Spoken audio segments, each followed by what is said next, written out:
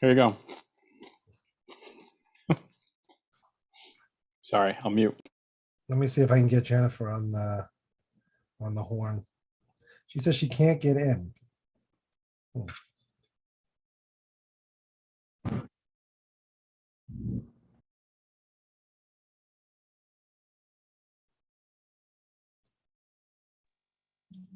Can you ask her if she logged into her Zoom account? Because that's one of the requirements, but that's how it's every meeting for every month. And if she is logged in, then she should try logging out and logging back into Zoom first. And then click the button. All right, let me try that for a minute. Hang on.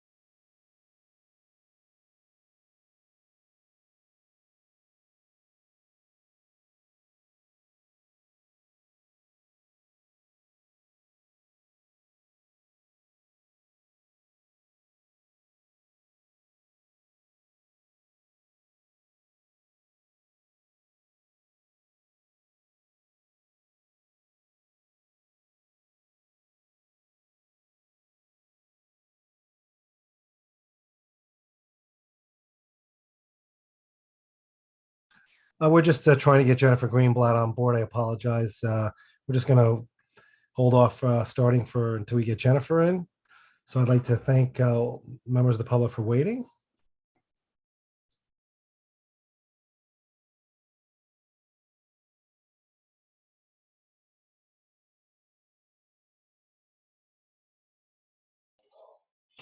To clarify, for those who don't know, Jennifer Queenbat is, I believe, the family coordinator. That's her title for District 2. And she has a lot of, she's been in her role, well, in the DOE for several years. And her history on this matter is, insight is useful to laws that would be helpful that we might keep or change. Can we make Jennifer a co-host, please? Yep, I just did. Okay, we're going to wait 2 more minutes and then we'll get actually, we're already pretty late. Apologies for that, but it took me to, I don't know where, to the working business meeting of June 27th. Oh. I hope no one else is having that issue. Okay, I'm going to call the meeting to order. This is our 2022 meeting of the Bylaws Committee. Thank you all for coming. Let's take attendance. What council members do we have here? Is there anyone who wants to take notes? I'll be taking it. Thank you very much. Yeah. Appreciate it. We're not going to have voluminous notes. We should make note of our edits, especially on some of these documents. Let's do attendance. We'll just do the members that are here. Leonard Silverman, I'm here. What other council members do we have here? Kaushik Das here. And Ben, you're here? Yeah, and Benjamin Morton. We have Benjamin Morton. And we have members of the public that are present, approximately, looks like 3. And then we also have Jennifer Greenblatt. Okay, welcome to the Bylaws Committee. And the last Bylaws Committee meeting we had was a number of years ago. And there's been a lot of discussion, certainly up to this point, about changing the bylaws. What I'm going to do is I'm going to share my screen. Jennifer, are we looking at the bylaws? When I start sharing my screen, the ones that were from January 12th, 2021? Is that your last? Correct. Let's share the screen. Okay. So what I put on the screen is our bylaws as approved by our membership on January 12th, 2021. Just for the record, we did ask, or I asked council members if they had any suggestions. I did not see anything. There was, I don't recall seeing a single email. If there's something that came through and I didn't see it, I apologize. I will do another check, certainly after this meeting is over, just to make sure I didn't miss anything. Did any other council members receive anything from any other council members in terms of bylaw suggestions? I did not receive anything, but as you know, you and I discussed 3 suggestions, I think, with you and or the president. Okay. So I think the best way to do this would just be to go down straight from the top, and then we can talk about specific amendments that are germane to specific sections. So, all right, so we have table of contents, which is page 2 of 11. Fortunately, our bylaws are not that lengthy. Is there anyone, Jennifer, any suggestions? Do you want me to just speak out? I just raised my Sure. hand. I can remove that. So Sure. even on page 1, where it says December 2020 to 2024, first of all, it shouldn't say proposed revisions because these are the bylaws. This should just say bylaws of Community Education Council District 2. Did you get rid of proposed revisions in December 2020 to 2024? Mhm. My guess is that was probably meant to be deleted before signed, but wasn't. Probably. And do we need the signature of the president and the recording secretary to make it official, or? Yes. When it's approved, yes. Okay. So I'm going to skip to the second page. Is that all right? Wait, there's one thing. Oh, in the table of contents that there's one heading with no information, no subsequent paragraph for it. So, And which one is that? might be the last one. Members Code of Conduct. Yes, we had talked at the last bylaws committee meeting, we had talked about implementing a code of conduct, and that really didn't go anywhere. And just also for the record, I'm just admitting Lupe Hernandez, like council member, is now here, and she has her hand raised. Lupe, did you want to say anything? I just want to let you guys know that the link sent is for the June business meeting. So I've been trying to get in since 6:30 and not sure how many other of the public or anyone else for that matter. I heard Jennifer Greenblatt had that same issue. She did. I only heard it because I checked the YouTube and saw you guys were actually having a meeting. So not sure if we want to at least send out a correct link to everybody. Can we do that now? Is that possible? Well, wait, which link? The link that was sent, I clicked on the link that was sent today. So that at least is correct. So which link did Jennifer and you and I clicked Lupe on the click one that was sent today also and didn't get in. I clicked did, on and both I of even them and went back. it took me to June 27th. No, I think you're confusing. There are two Correct. different emails. There was an email that was sent for the July calendar meeting, annual meeting, and business meeting. That was one email, and there was a second email that was just for the bylaws meeting. Right. If you- I clicked on I clicked- bylaws. Same here. I clicked on the Well, bylaws. Chanel email sent both them out, times. and I clicked on the bylaws meeting and got in here too. Yeah, I got in also, so I'm not sure. I clicked on the bylaws meeting and got in, but I will test it. I will exit and I will test I'll test several. So continue and I'll be Okay. back. And if I you want could me to send also- you the one I didn't get in it, Kush, I'll send it to you. Sure. Yeah, Chanel sent me a new one that I was finally able to get into, but it took three different links were sent to me. So it was the last one that she just sent. For that link, I just sent it straight from Zoom, so I can send an email out right now to everyone with this link. Okay, why don't we do that? I'll test. I'll still test in the meantime. Bye.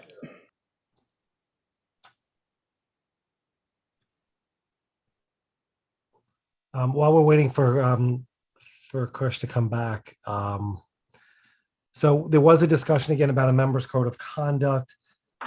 Jennifer, do other organizations, I'm not aware of any PTAs having this in because I don't believe it's a regulation of 660, but are you aware of anyone else including a code of conduct in their bylaws? No, and the other thing is the table of contents is also wrong, even with that. So parliamentary authority and compliance comes before amendment of bylaws. So I think the whole thing needs to be checked. Okay. Change to that. I mean, because it says Article 1, name and authority. You don't even need a table of contents unless you want it. I don't have them in any PTA bylaws. We can dispense with the table of contents if that's something we all agree upon. Anyone have any issue with that? Okay. Let me skip down to, we'll wait for Kush, but now we're skipping to page 3, which actually starts with Article 1. I agree, by the way. We with the removal of table of contents. Okay, now here comes Kush. Let's see what he says.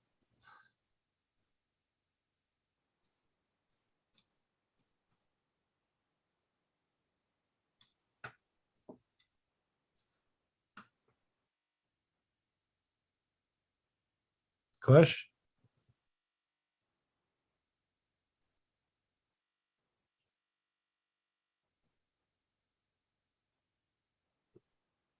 Does anyone know if he's in the meeting?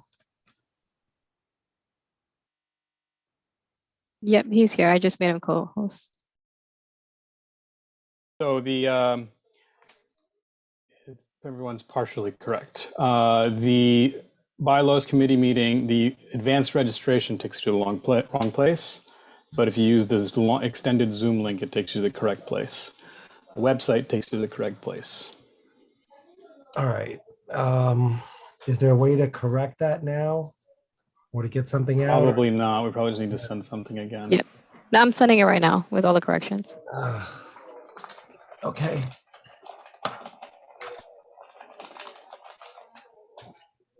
Do we think we're going to need another meeting then? I think we satisfy all the rules, so we can have this meeting. Okay. Uh, Well, let's go there- on. I just want to make sure that we don't have a situation, especially with council members that wanted to be here, that it can't get in.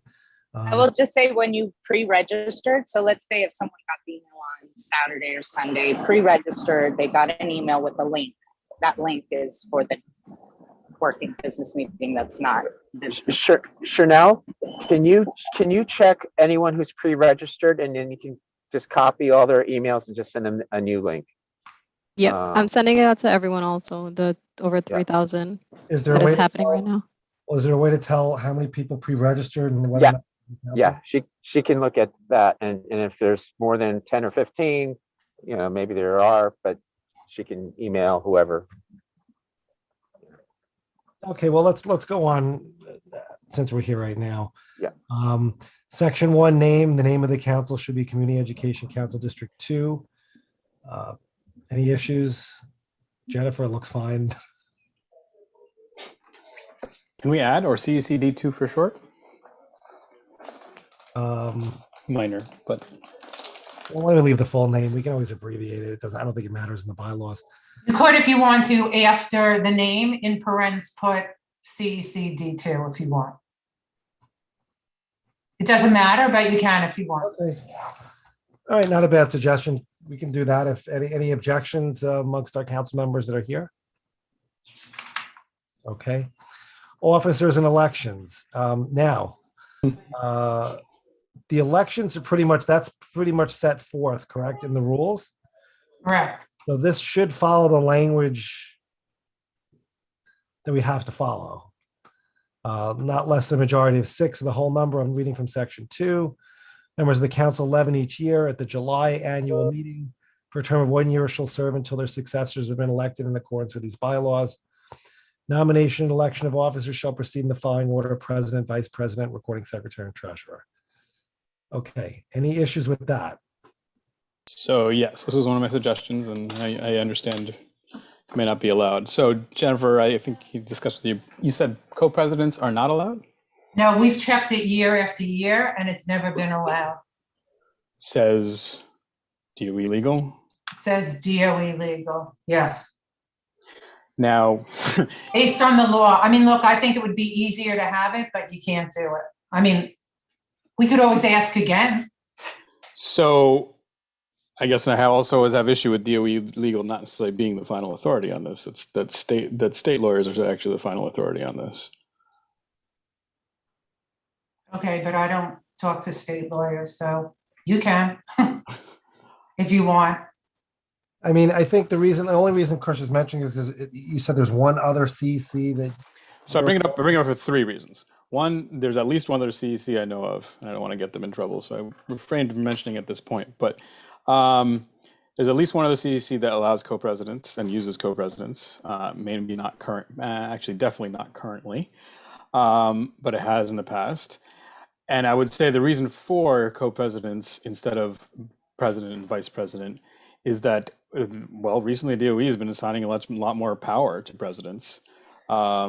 And they send out meetings where only presidents can attend. And there have, according to Ben, and I agree with this, there have been times where the vice president has not been allowed to attend in proxy. So if that's going to be a continuing trend, which I don't agree with, but I suspect it is a continuing trend, it absolutely would make more sense to allow for co-presidents, as well as the fact that for communications purposes, I think that's a role that's ascribed purely to the president. And I just think president is a big job, and I think it's a big job in D2 particularly. So I think we would benefit from having co's, and therefore, I guess I do take issue if it's just DOE legal that disagrees. Well, my question is, maybe Ben would know the answer to this. I mean, I guess there are certain things where the president represents the council, where the president would cast a vote. I know what don't we have at PEP elections? Isn't that a discussion? So how is there a determination? How would we have a determination made as to which particular president, assuming we were actually to follow something like this, who's going to make the determination as to which president would cast a vote? What if each president wants to cast a vote and they can't agree? You know what I'm saying? I'm just you might have situations where there could be a conflict between the two presidents. Cast a vote for what, Len? Well, isn't there discussion sometimes about, I mean, I don't know if this is the case, but don't CC presidents have some say in who the representative is going to be, for example? That's exactly correct. Yes. So under that situation, what happens if there's a dispute or each president says, I want to be the one who votes? I'm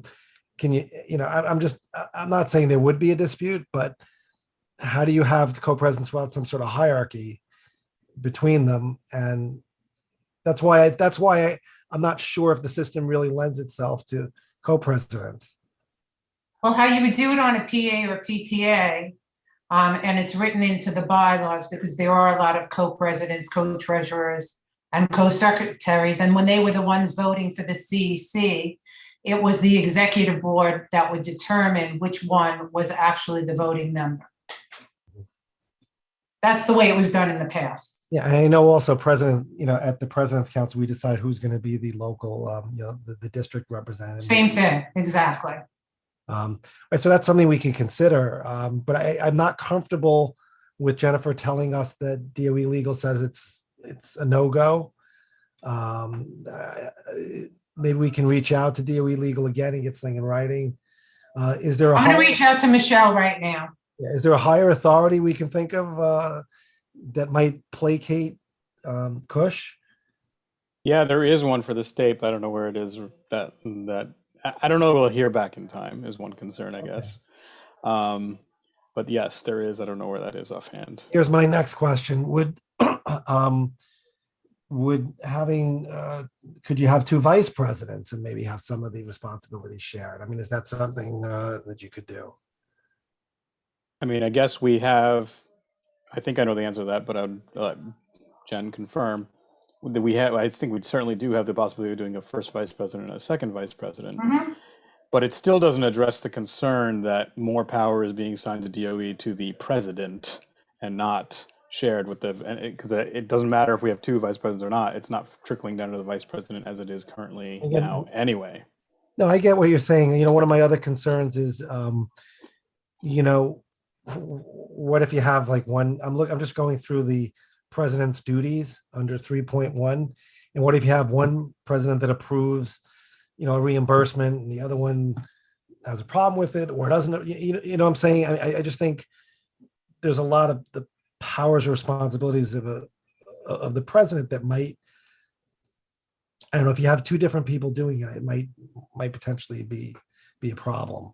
I'm not saying it will be or it would be, but I'm just looking at, again, what it says here for 3.1, the presidential, like reimbursements.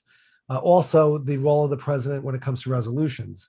What if you have somebody say, well, do you have to submit it to both presidents, for example, a proposed resolution? What if one of them does it but doesn't notify the others? You see where I'm getting? You see what I'm getting at? I'm not saying it. I get it, but for me, all these is, again, actually supports the role of more than one president.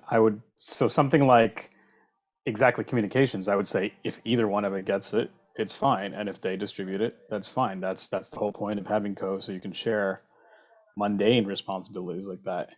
As for, approving certain approving budgets or whatever, I think we could probably easily have something where it's under a certain amount, either president approval is fine, and over a certain amount, it requires both if necessary. Yeah, I think it's a pain in the ass because I think we'd have to go through excuse my language. It's a pain in the butt because we would have to go through the bylaws and address each of those concerns. But to me, I would say it actually proves my point that's where a code would be helpful. No, I get it, but it just, again, it makes me a little nervous that there's only one out of 32, and we also know that. That's the only one that I know of. I suspect there's actually more than one. I haven't. It was definitely one. What was it that a president was not allowed to send a vice president to? Ben? A few meetings. It was one or two of the meetings with, I think, Deputy Chancellor Blackburn had, and then there's. I believe Tom Shepard did not allow vice presidents into one meeting. Yeah, but then when I couldn't attend, Vice President Daniela Igorov attended, but it does make it easier if you do have a co-president, because the amount of work it's been ballooning lately anyway, and it can be shared. There's also a lot of shared responsibilities, like in terms of communication. That's a responsibility of the president's role, and I see that could be shared, and chairing meetings. So I do see where there's benefit over just having a VP position. I actually think having co-presidents is better than having just a VP. Because then that person has actual responsibility in the bylaws. But you could designate, we could also just give the vice president more responsibilities, and we could allow the president to delegate more duties to the vice president under certain circumstances. I mean, I'm not saying we'll be able to sit and come up with some language right now, but I think that's possible. Because if you look at the vice president language under 3.2, vice president also discharge such functions may be assigned to him/her by the president or by resolution adopted at any meeting at which a quorum is present. So I think that does provide for that mechanism. I agree with what you're saying. I'm not saying it's not easier just to have somebody in title already with those powers enumerated in the bylaws, but in the event it's not something that's permitted, or DOE legal is saying it's not, and if one council is doing it and they're really in violation of the rules, maybe it's something you could consider also just delegating more, officially delegating more responsibilities to the vice president. Len, I think your solution is great. If we're going to be prevented from having the option of having a co-president, then I think that's a good option. That where it states specifically in the bylaws that you can fulfill these functions. Jennifer, under the duties of president, again, I'm making a lot of assumptions here, but that language has got to come from somewhere. I don't know if it was an original template or Came from a template, came from the DOE template. is there anything else we can give the president in terms or recommend that we give the president in terms of powers or duties or responsibilities? It's not in here right now. I mean, Ben, is there anything that has come up over the course of your term, or your administration, or whatever you want to call it, that you think under powers you might be helpful to be in the bylaws?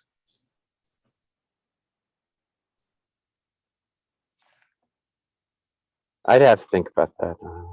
Okay. Well, can I'd I also say, like to look at the template again versus this. Okay. And we met. You're going. nope, go ahead. You're the chair. Yeah, I'm not sure if we had the template when we were kind of revising these. I think it's kind of the game of telephone where there must have been an original template, and then over the years it kind of gets watered down or changed, and it may not even resemble the original. I think Maud had the template because I think I sent it to her, but I'm going to get a copy of that and I'll certainly forward it to you. That'll be really helpful. Thank you. So the one last thing I would say on the co-president issue is, people may not agree on this, but I've raised issue with the fact before I don't always agree with DOE legal's interpretation of matters, and that they, in my opinion, are not the final authority on this. I'm willing to test it on this one because it's not going to affect this current election, right? In any scenario, it's a hypothetical case for next year, and or if something happens in the term and we have a special election. So I am of the opinion that we should rewrite it with co-presidents, and if DOE has an issue with it, I would like to take it up further with state and get a final ruling on this. And I think it's exactly because of the ballooning responsibilities that Ben addresses. I was in favor of this before even the last election, and I was told that can't happen. But in light of the ballooning responsibilities, I think it's absolutely an issue that should be looked at, even if it's a hard path to go through. Well, what we could do is we could frame the language of up to 2, right?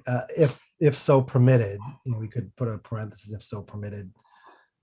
Jennifer, that's usually how we have It would have to say president or co-presidents. Everywhere it says president, because there may be a year that you decide you just want one president, not Yeah. co-presidents. But you So could have, give yourself the option of having both. and it would say it was up to 2. Chair, may I be acknowledged? I've had my hand up. Loop, quite I some didn't time. see your hand. Don't even bother raising your hand. Just speak. I didn't want to interrupt, but I think this one, just even the amount of time that we've spent on this, being that I thought a majority of this meeting was going to be in addressing how we incorporate the hybrid portion of our bylaws. But we've already spent as much time as we have just on this one topic. And I will say that in trying to pursue this, I kind of agree with your solution, Len, because I think trying to tackle this from almost sounds like a game of chicken, doesn't seem worth our time in trying to have co-presidents, when I think the solution you came up with, either having, and I wasn't clear if Jennifer said if we could or could not do that, and adding the language that he can delegate more, or he or she, a president, could delegate more of these ballooning. And I'm not too sure what you mean by that. I did want some clarification on that, Ben, and what responsibilities were maybe overwhelming for you in this term. Seriously? I've had to train. I didn't mean any offense by that. I just I take offense to that. Absolutely. I'm working like 20, 30 hours a week. Okay, recently, Ben, why don't we just That- just give us a just give us Thank a you, brief list, thank you. just give us a brief list. Please. I just meant like Just as far not as only what's for- in not only for addition Lupe. to this bylaws, and I am interested in seeing the original template, Jennifer. So if you do find that, please send it. And Ben, just so also for members of the public know exactly how hard you've been working. So if you could just give us an example, just real brief, because it would take us 20 hours just to explain what you've been doing. So if you could just give us a real brief example of like some of the. Well, the C-37 process of the hiring the superintendent, that took about 3+ meetings, but there was a lot of work and follow-up there. There's until we had an AA, it was a tremendous amount of work putting all that together, plus having to train one. So now you're doing great, but we also been trying to do some extra stuff like calculating how much money we've lost as a council this past few weeks. I mean, in a council, as a district, for $60 million in school funds. We've looked, we calculated, we spent a lot of time determining how many students were lost in enrollment. This is just the past week, and we found out that the preliminary numbers from the DOE were off by 1,500. But it goes on and on. I mean, maintaining the website, balancing the funds, working with the treasurer. The treasurer must have spent he spent a tremendous amount of time just working on reimbursements for everybody, and then putting that into a budget. My own reimbursement schedule was 95 pages long. Ask Chanel; she had to send them all together and compile them.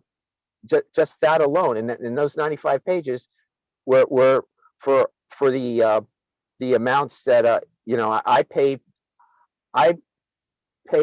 for the council over $2,500 in terms of what is it? Zooms, constant contact. The list goes on. Chanel, you can help me out here because you know exactly what I'm just trying to think off the hand.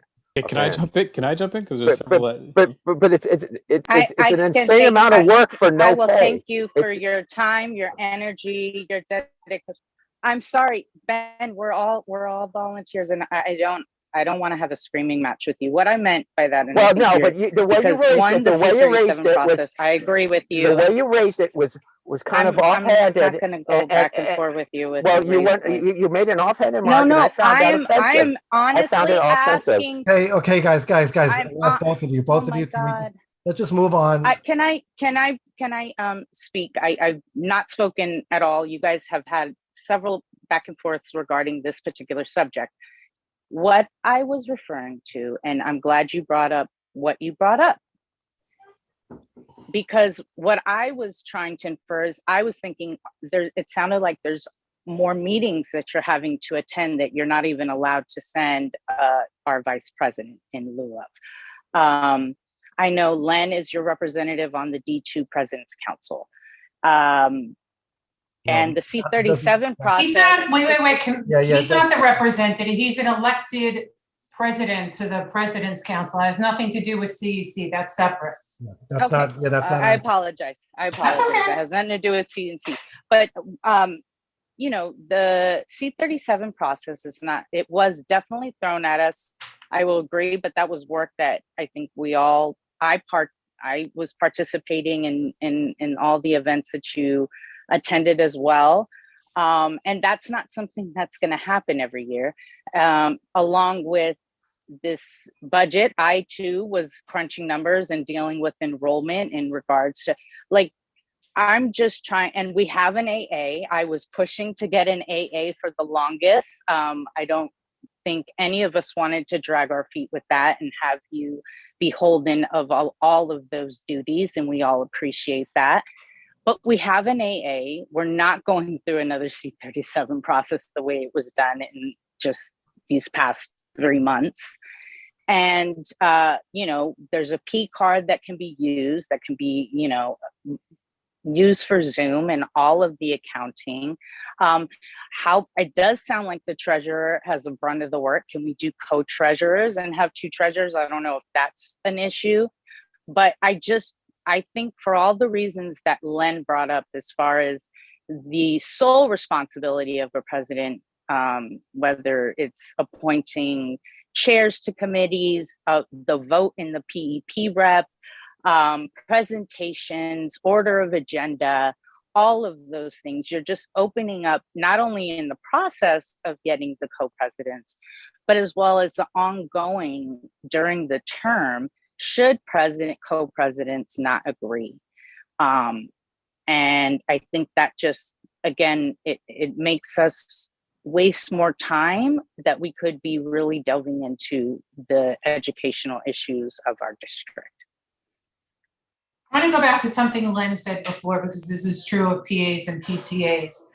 If there is only one president, then the vice president sort of assumes the responsibility of the co, and that we should look at these bylaws and see what can be delegated if we want to put it into them that specifically says these are the responsibilities of the vice president. I agree. Yeah, and I That's just still- want to, yeah, can I just say one thing? I don't want to get into a tit for tat between everybody. We all do different things. I appreciate what everyone has said. I appreciate what Lupe said. I appreciate what Brent said. I don't want it to keep on being like, I do this, I done that, I do this. We just gotta, if there's a way to make someone's life easier by amending the bylaws, we should look into it, maybe. If it's legal. If it's not legal, then it's kind of a non-starter. But I really don't want, I just want to keep everything, let's just agree to just move on. And it's not about, no one's insinuating that people don't do stuff or we all do our own stuff. And if there is a way for us to share responsibilities and make life easier for our president, if that's necessary, that's something I agree we should look into. So understood, but I really don't want to get into a tit for tat as we go forward. So, Can I say something? So it doesn't, everything that's been said so far doesn't address the one issue that yes, the vice president can and should, help shoulder some of the responsibility. If they're just not viewed that way by the DOE. That is not something I fundamentally see changing in the next year or two or three. They absolutely, to answer Lupe's question, which I think Ben is aware of, but probably didn't get to because his list, I believe, is long. For example, presidents are supposed to meet with Chancellor Banks. I think it's every other month. Ben, correct me if I'm wrong. Yes, they were used to select the PEP representative. That's an issue that's going to come up again for additional PEP representatives that are likely going to, that have been signed and come through. What that looks like, we don't know it yet exactly.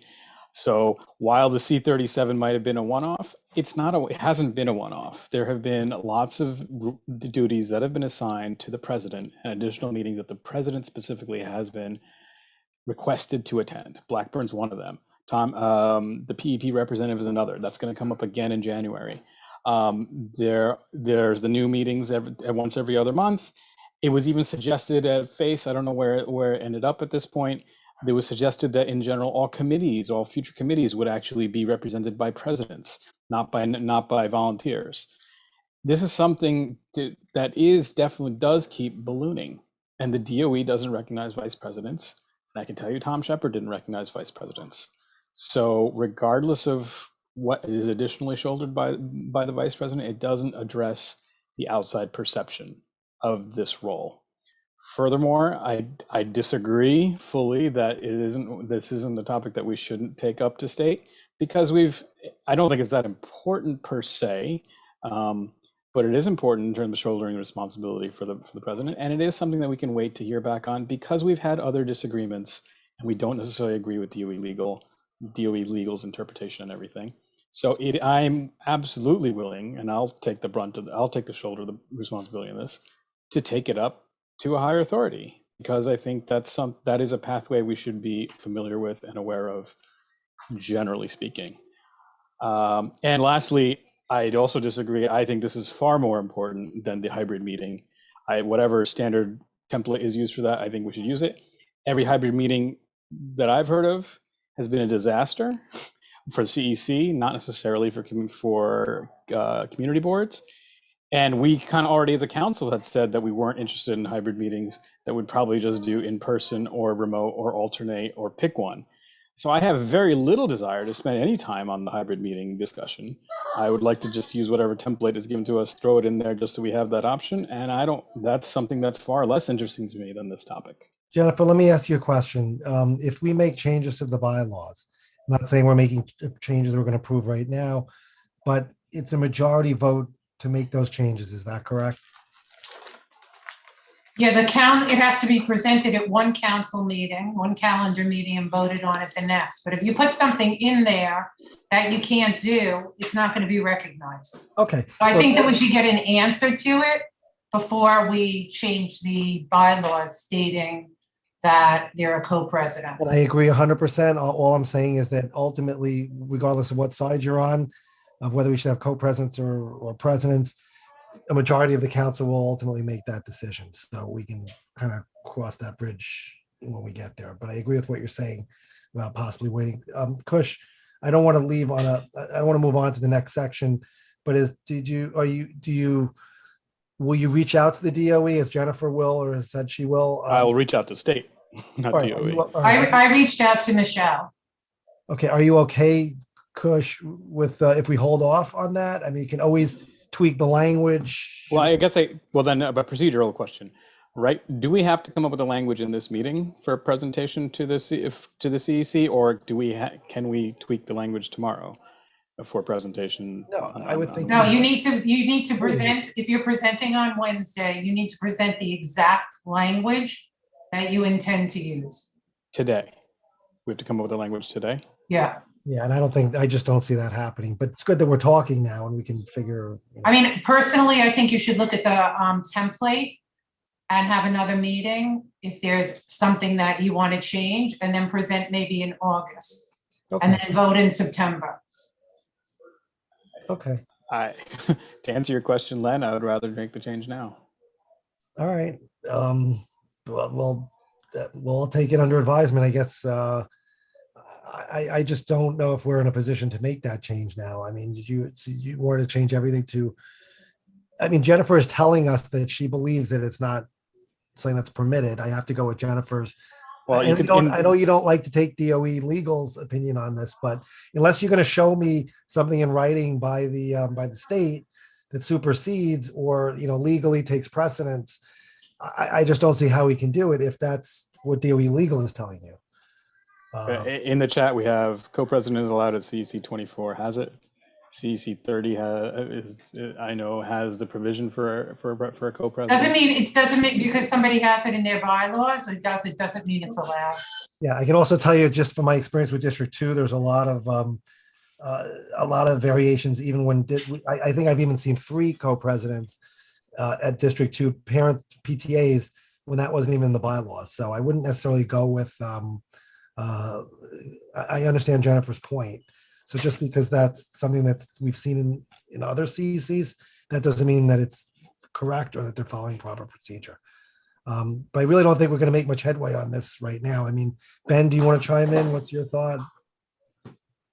Listen, I think having a CEC co-president will help. It could help. I see you made some arguments where there could be friction and could be issues.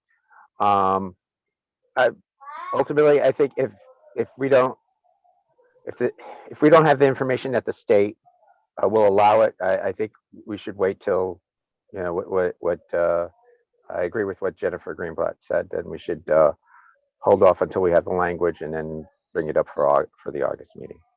Okay, Kush, I'm outvoted. It's fine. All right, yeah, I think you're going to be outvoted on this one, probably 3-1. But it's not. It doesn't mean that doesn't mean we're not going to include it, or we're not going to research it, or that ultimately it won't be in some revised version of the bylaws sometime in the future, maybe sooner rather than later. But I do agree with Jennifer that we should kind of hold off at this point.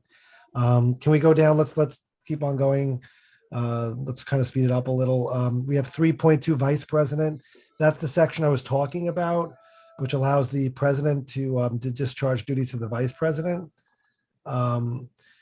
Can I just ask Ben, have you asked Daniela to do anything? Like, per se. I'm not. Oh, I'm yes, not- many things. Yep.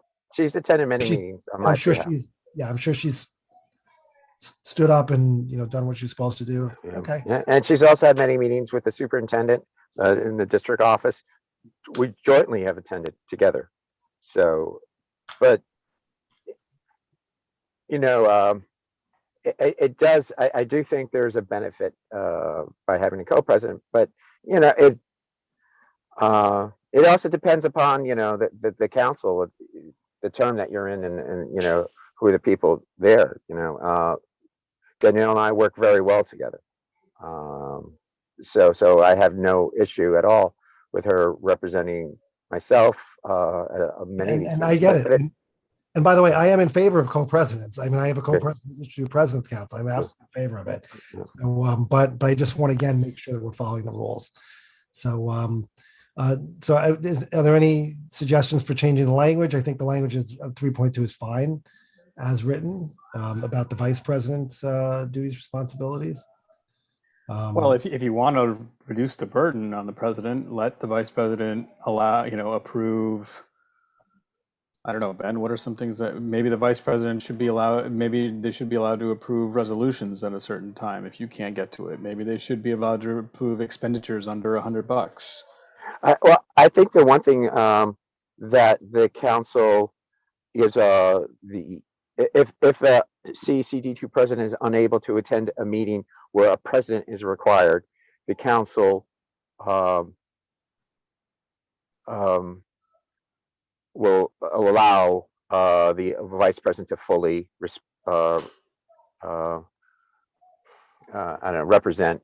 I don't know the word. Yeah, I think we can. I think we can put some language in there that is understood that in the the vice president, in the absence of the president at a specific meeting, shall be deemed to have the same powers and authority as the president would at whatever meeting they're attending. Is that not what it says? The first line, the vice president shall exercise the powers to perform the duties of the president in her or his absence. But I think we could use something just to let the world know. Because I interpret that possibly as being, in connection with our council. I think what Ben's talking about is, if the vice president is representing our CEC somewhere else or outside at a function or an event, we need to let the world know that they have that authority, that they're the full representative and deemed with the same powers as the president. It should say both internal and external meetings. Yeah, Kush brought it up. There's the now bi-monthly meeting every 2 months with the chancellor. If something and it's on a Saturday, I can't always attend on a Saturday, that it's something that could be a shared duty. And they were suggest at that meeting they were claiming that only a president can attend. It would be helpful to back it up with the bylaws that our vice president has full authority to attend as well. And we could even send a letter as a council saying, clarifying that as well, that in the absence of, that if our president's not able to attend, we want our vice president to be recognized as being the de facto president at the meeting.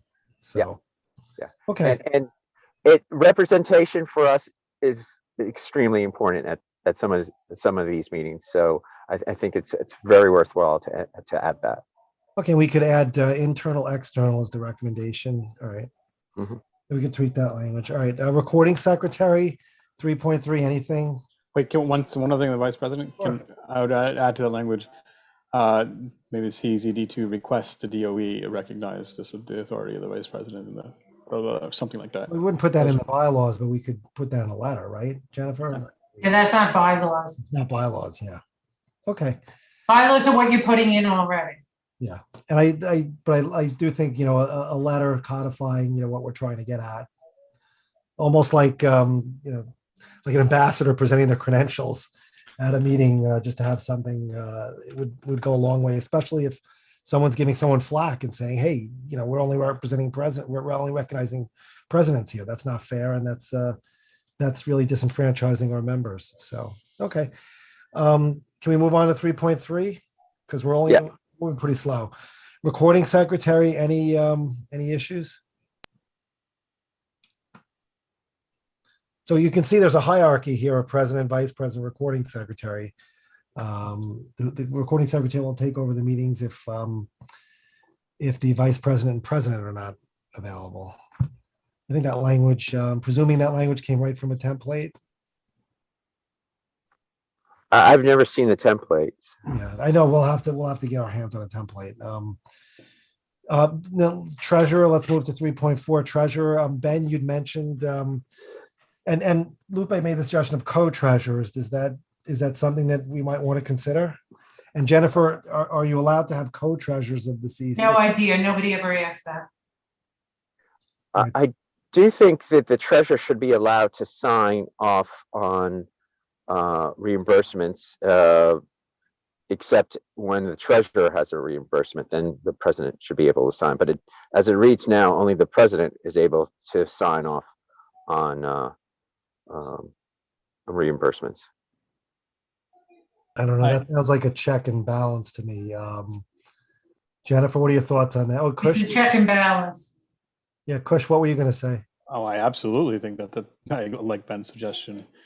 In addition to everything that he listed as his responsibilities, I was also going to bring up that when I had to submit my expenditures, I was told that there were certain things that only Ben could sign for and I had to approve, which then I had to submit something by a certain time so Ben could sign it by a certain time so that Chanel could then submit it to the right person at the right time.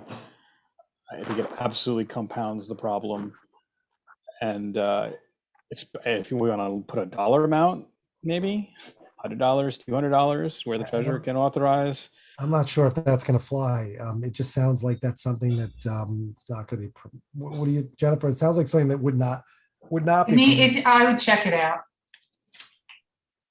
All right. So when you reach out about that about the issue of co-presidents, let's look at co-treasurers as well. I care less about the co-treasurer aspect of it than. I'm not saying it's right. as important, but it was an issue that was raised. So, and I think Lupe made a suggestion about co-treasurers. So if it's, again, what we're trying to do is not have the bylaws be an impediment while preserving whatever the legal requirements are the DOE gives us, or the chancellor gives us to operate under. So if we can make life easier, let's do that.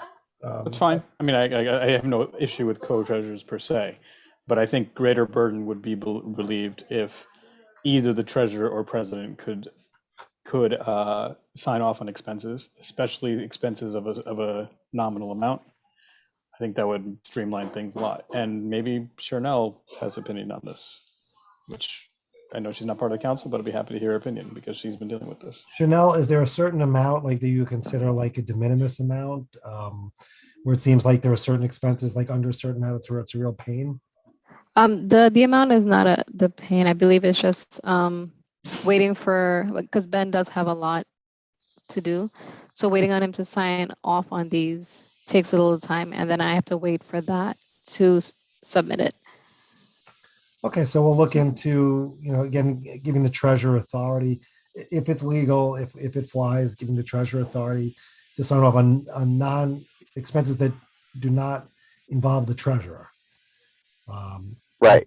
Ben had mentioned, because that as a PTA, for example, on the PTA, you need to have co-signatures. And the amount per council member per month is 125, so it would not go above that. Okay.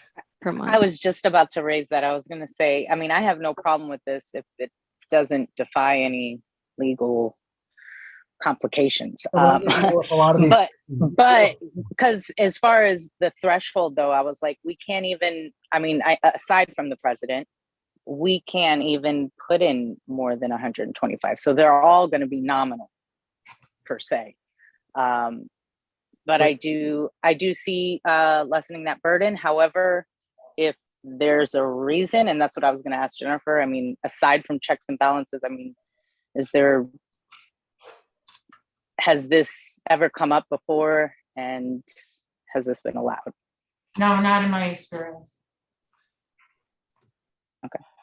but I can tell you, anytime you're dealing with money, you got to look at checks and balances. And I agree with that. I understand. And it doesn't Well, matter if. But Len, I don't understand. If someone is submitting, I'm not saying Chen would sign off on his, or the treasurer would sign off on their reimbursement, but any council member that has to submit the reimbursement, only the president right now can sign off on it. And I don't see why a treasurer wouldn't have that authority. Well, I'm surprised as well. And honestly, I'm surprised it doesn't take both, like Len said, and as in regards to PTA. Like, I would think that it would take both the president and the treasurer. I'm shocked that it's only one I just think that's a power that the DOE said the president should be the ultimate authority on reimbursements. I'm not saying I agree with that, and then maybe it is causing some administrative headaches. But if we can make that easier, if we can give the treasurer with an understanding that it's naturally limited to $125 a month anyway. But if it's kosher and it flies, then we can consider it. So, all right. Can I add? And all the reimbursements then get checked again by the DOE. They have to still approve it on their level. So it's so there is another check and balance afterwards as well. Can I ask a further question? Ben, who approves your expenses? Is it the treasurer? The treasurer approves. Yeah, the treasurer approves mine. Okay. All right, I get it. All right. Let's go to section 4, vacancies in office. Anything about that section? I don't think that's too controversial. No. All right, section 5. Now, this one, I'm going to make a suggestion. Oh, wait, I'm still reading it. I apologize. Can I finish before we move on? Thank you. Can you zoom in? Actually, Len, I've been having a hard time reading all of this because it was so small on the laptop even. Thank you. Thank you very much.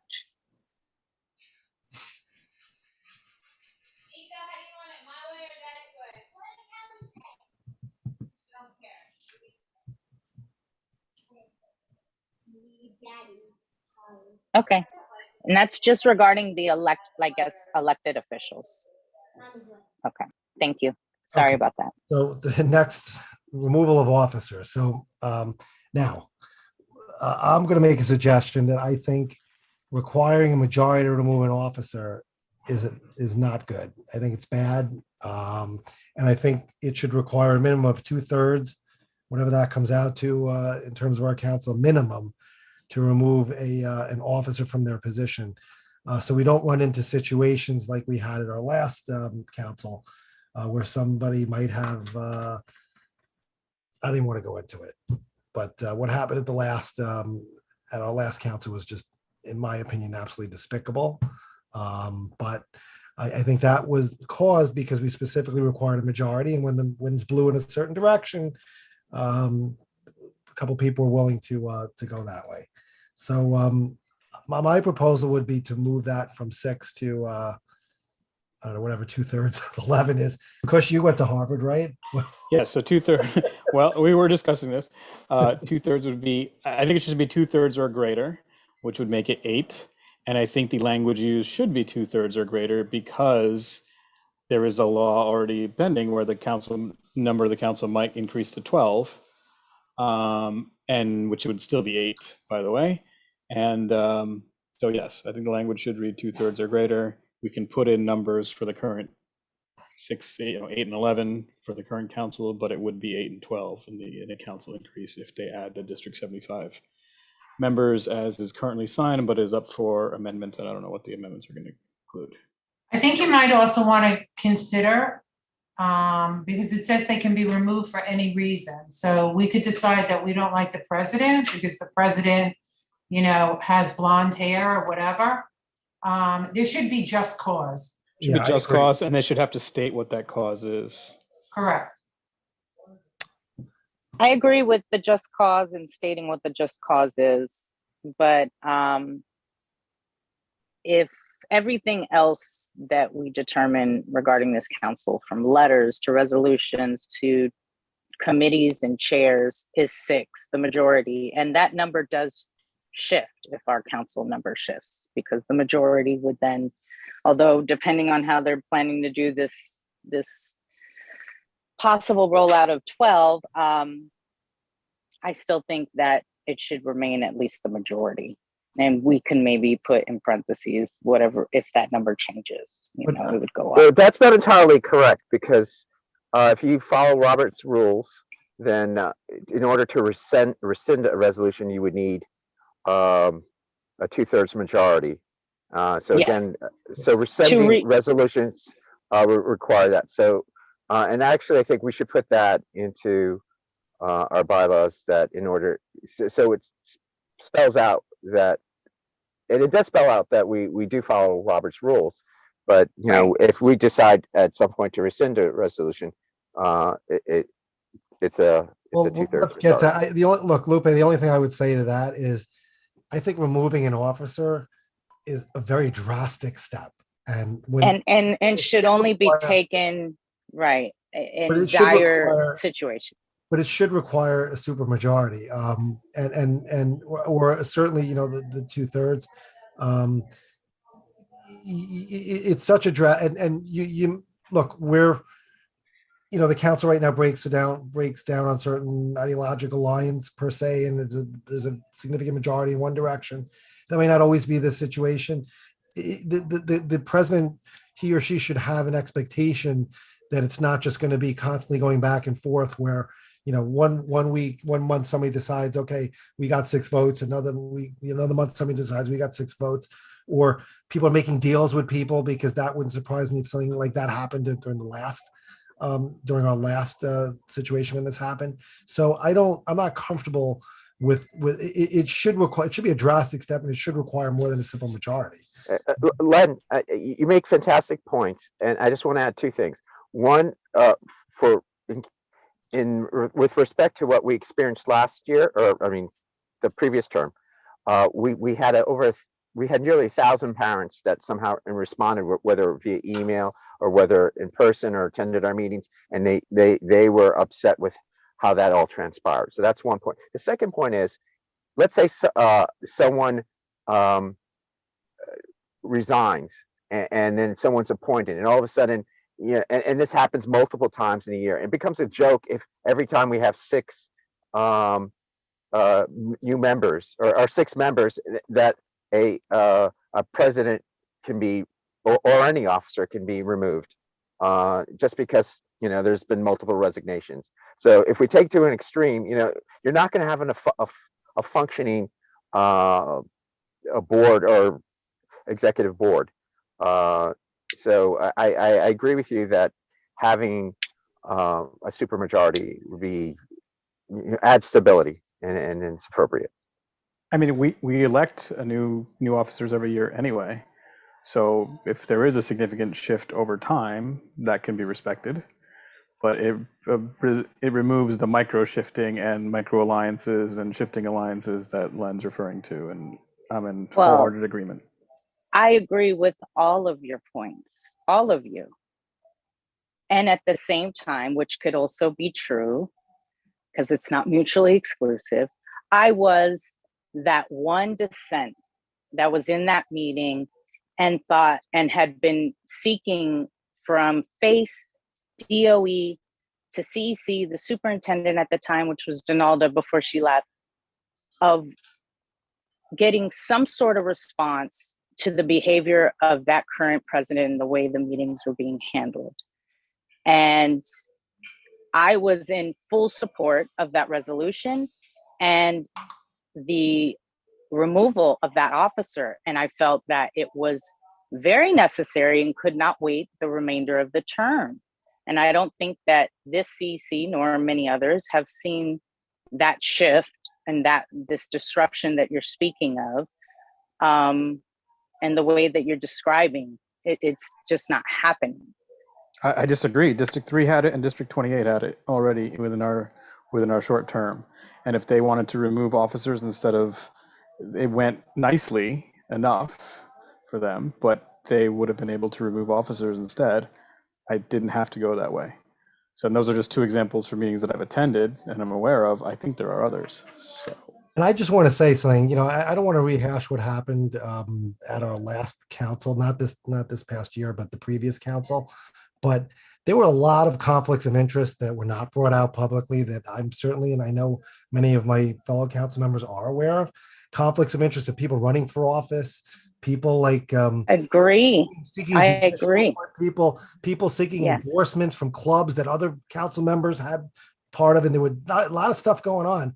And I think when you add that whole political aspect to it, it was really disgusting.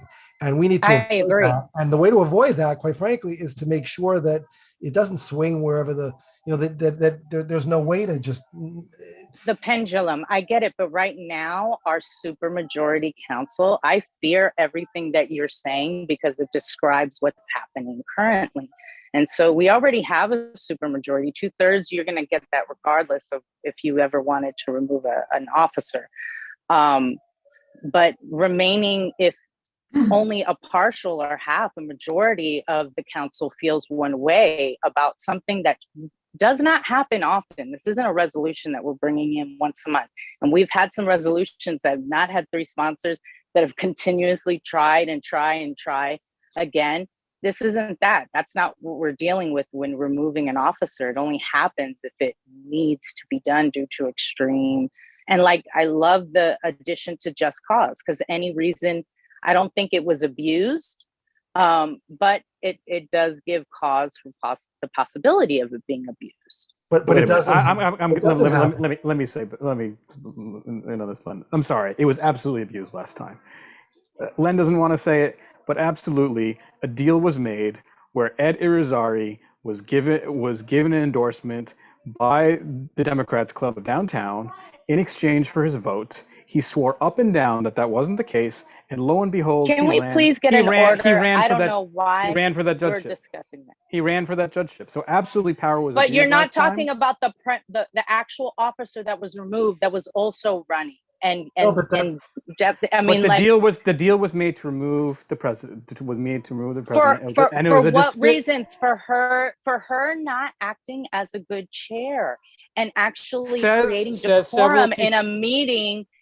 And many people felt Actually, that way. Not you just, interrupted. just Lupe, you interrupted. No, you me. interrupted. No, me. you interrupted me. I had the floor. Okay. Len. Okay. I was asking for Len Lupe, to take order. I will, but because- Lupe, let Kush Thank finish, and then you can speak next. It was- Kush, just go Yeah. on. To sum it up, the deal was made to remove the president. Case in point. End of story. You may have been that soldier sending vote, but actually, hundreds of parents came to the meeting. 100 parents spoke. I know because I was one of those parents, and I know because my entire school got behind the support of the president. And if we're going to talk about other misconduct that was done, yes, there was significant misconduct. It was brought by other people who actually lobbied against funding for our district. Forget about it. You're not going to convince me that president acted. There was misconduct there that wasn't done by the people that voted her out. Absolutely not. Regardless, this is exactly what would be the fact that alone that we're having this conflict proves the point that people should not be allowed to be voted out of office with just a majority of shifting alliances. And by the way, oh yeah, Lupe, go on. What are you gonna say? No, I was gonna ask you to just please focus the meeting on our bylaws. No, I mean, not this political. I tried not to do that, and you can see in my comments. But again, no, you have. That's why I will tell you that. But I will tell you that a lot of stuff went on, and we're just trying to avoid a situation like that again. And our response. I was there for all of it. You guys may not remember me, but I remember all of your statements. And Kush, you actually specifically pointed me out because I was the only parent. And just because I represent a group of parents that don't have the time and the energy to come to these meetings, a lot of times because of the toxicity that exists, they don't feel welcome. They are not willing to come to this space. That does exist. And so everything that you're saying politically, I agreed with, I said, but both can be true. Somebody can be unfit and be removed for being unfit for that position. And all of what you're saying could be true. But the point was, if somebody's unfit, a majority should be able to say they're unfit. But the person wasn't removed for being Yeah, unfit. they Can were we, not- can we like move on? Yeah, Because let's move on. Let's move on. I just say we have responsibility. I'll just end it with this, that we have responsibility to do what we can, whether or not one majority might be at this council, things change, whatever, it doesn't matter. But I think we owe it to the people that follow us, whether it's the next term, 2 terms now, 10 terms from now, to make sure that, we give them the best protections and the best, the highest standards that we can, based on our prior experiences. And that's what I think what we're trying to do, to Right. avoid situations that are really where it could be personal, or it could be political, or it could be for reasons that, as Jennifer talked about, may have nothing to do with somebody being qualified or unqualified or just cause or whatever. So I think let's move on. But I think I'm certainly in favor of moving it to 8. Certainly, if we're going to move it to, did you say 8 or 9? I mean, what were we even talking about? Just say Two-thirds, two-thirds or eight. greater, which 2/3, you would put in 2/3. two-thirds or greater, I Okay. believe, should be the language. All right, so that's something we can talk about. Meetings, notice, let's go to Article 3. Notice and public access. Okay, this has just been an issue before, because I think a lot of members of the public don't get, I mean, look, I'm always in favor of more time, but I also understand the need to balance and have certain emergency meetings and things like that. What are your thoughts on it, guys?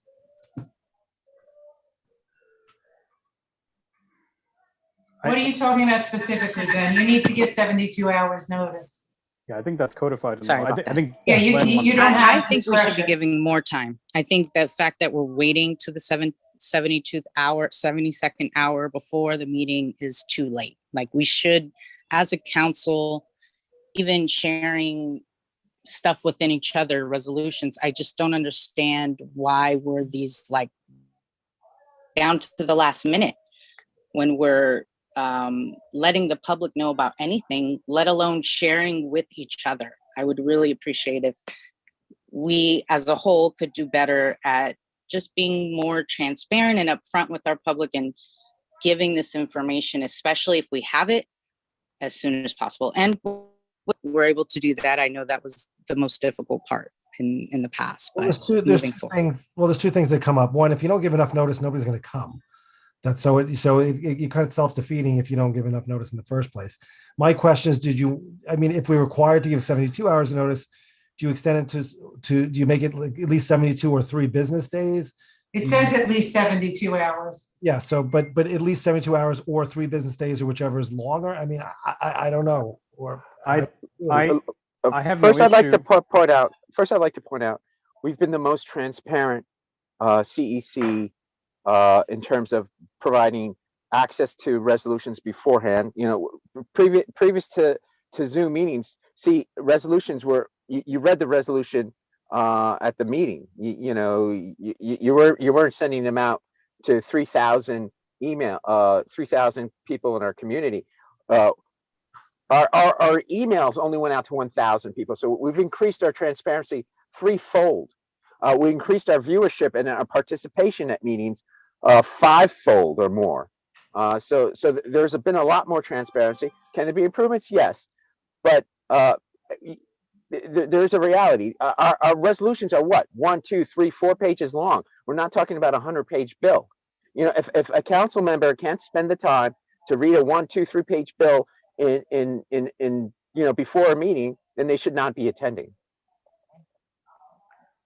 I'd say 2 things. I think one, 72 hours, can we do better in giving notice of meetings? Sure. I think some of that has been because we haven't had an administrative assistant, and Chanel, I think, is doing a great job. But I also know that Ben and her have been spending a lot of time together training. So for calendar meetings, for committee meetings that we know far in advance, can we give more notice? Absolutely. I am not for hamstringing us though with making us provide more notice, because we've been reacting to DOE. I mean, everyone assumes that having written probably 2/3 of the resolutions in this committee this past year, I think Ben and Len would agree that's probably a fair statement. I'm not doing it because because I want to do it last minute. More than half the time, we're reacting to DOE measures that have taken place, sometimes literally just that same day. There was one on G&T where we reacted to something the same day. There have been several where I've reacted to DOE policy changes with less than 3 business days before we had to do it. So no, I'm not for hamstringing us unnecessarily. If it's required, if state law requires 72 hours notice, great. Let's keep that. Let's not hamstring us further. Should we try to provide more notice for stuff that we know in advance? Absolutely, I'm all for that. But I don't believe in hamstringing us. And in particular, I would actually ask for more time and flexibility on resolutions if necessary. We'll get to that in a second. But yeah, it's not done out of a desire to keep people in the dark. It's a desire because things have changed rapidly. Let's just take the state law that Hochul's on that are on Hochul's desks. That there was a version of the PEP bill from the assembly sitting in assembly for months, and then it finally went through a week or two before the end of the term. Then we got a chance to respond to that. So absolutely, I had less than 3 days to respond to that. So no, I don't believe in hamstringing us further. After Memorial Day weekend. Correct. You should just follow open meeting law, which the law, which says at least 72 hours. I don't think it's a discussion. Can I just And say, if you can do it sooner, that's great, but Kush is right. There are a lot of things that come up at the last minute. And we thought it would be better under this term, and I think they are trying, but it hasn't been better. and I agree. Can I just say on paragraph 2, it said notice of all meetings should be given in writing. Should we add something like electronically? Because in writing, technically, you can make an argument, isn't writing as opposed to, an email or, what are your thoughts on that, Jennifer? It says accept this. No, I think it's understood that it's email. If you want to clarify it further, you can, but Okay. I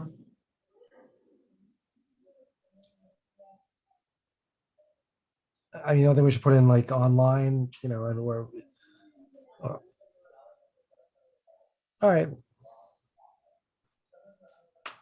Anyone else want to say anything on this particular? Yes, there's an issue there I had with bylaws because I had to check with Face and they had to check with legal. Let me just pull it up. Just 1 second. I just lost it. It said public notice. The sending out to an email via our server satisfies the public notice. Okay.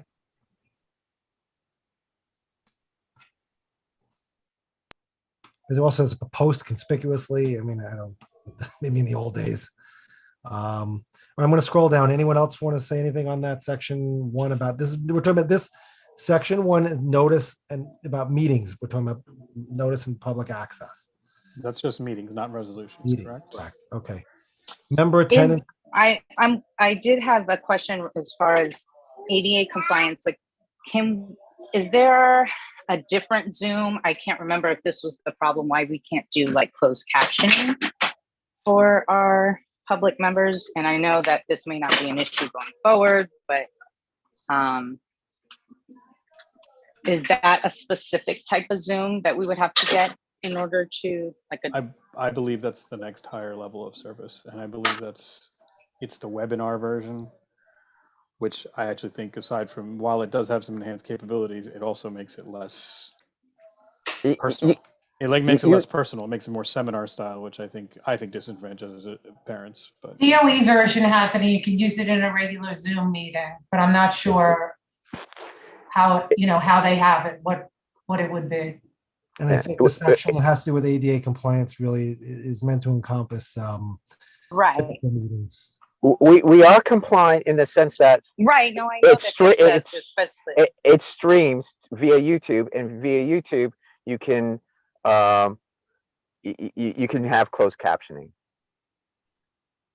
So great point, Ben. Thank you. Okay. Did we want to make do we need to delineate between committee meetings and working meetings or general meetings? It's further on. It's further on in the bylaws. We'll get to that. Okay. All right. Section 2, member attendance at meetings. Any comments on this? Wait, hold on. I care about this.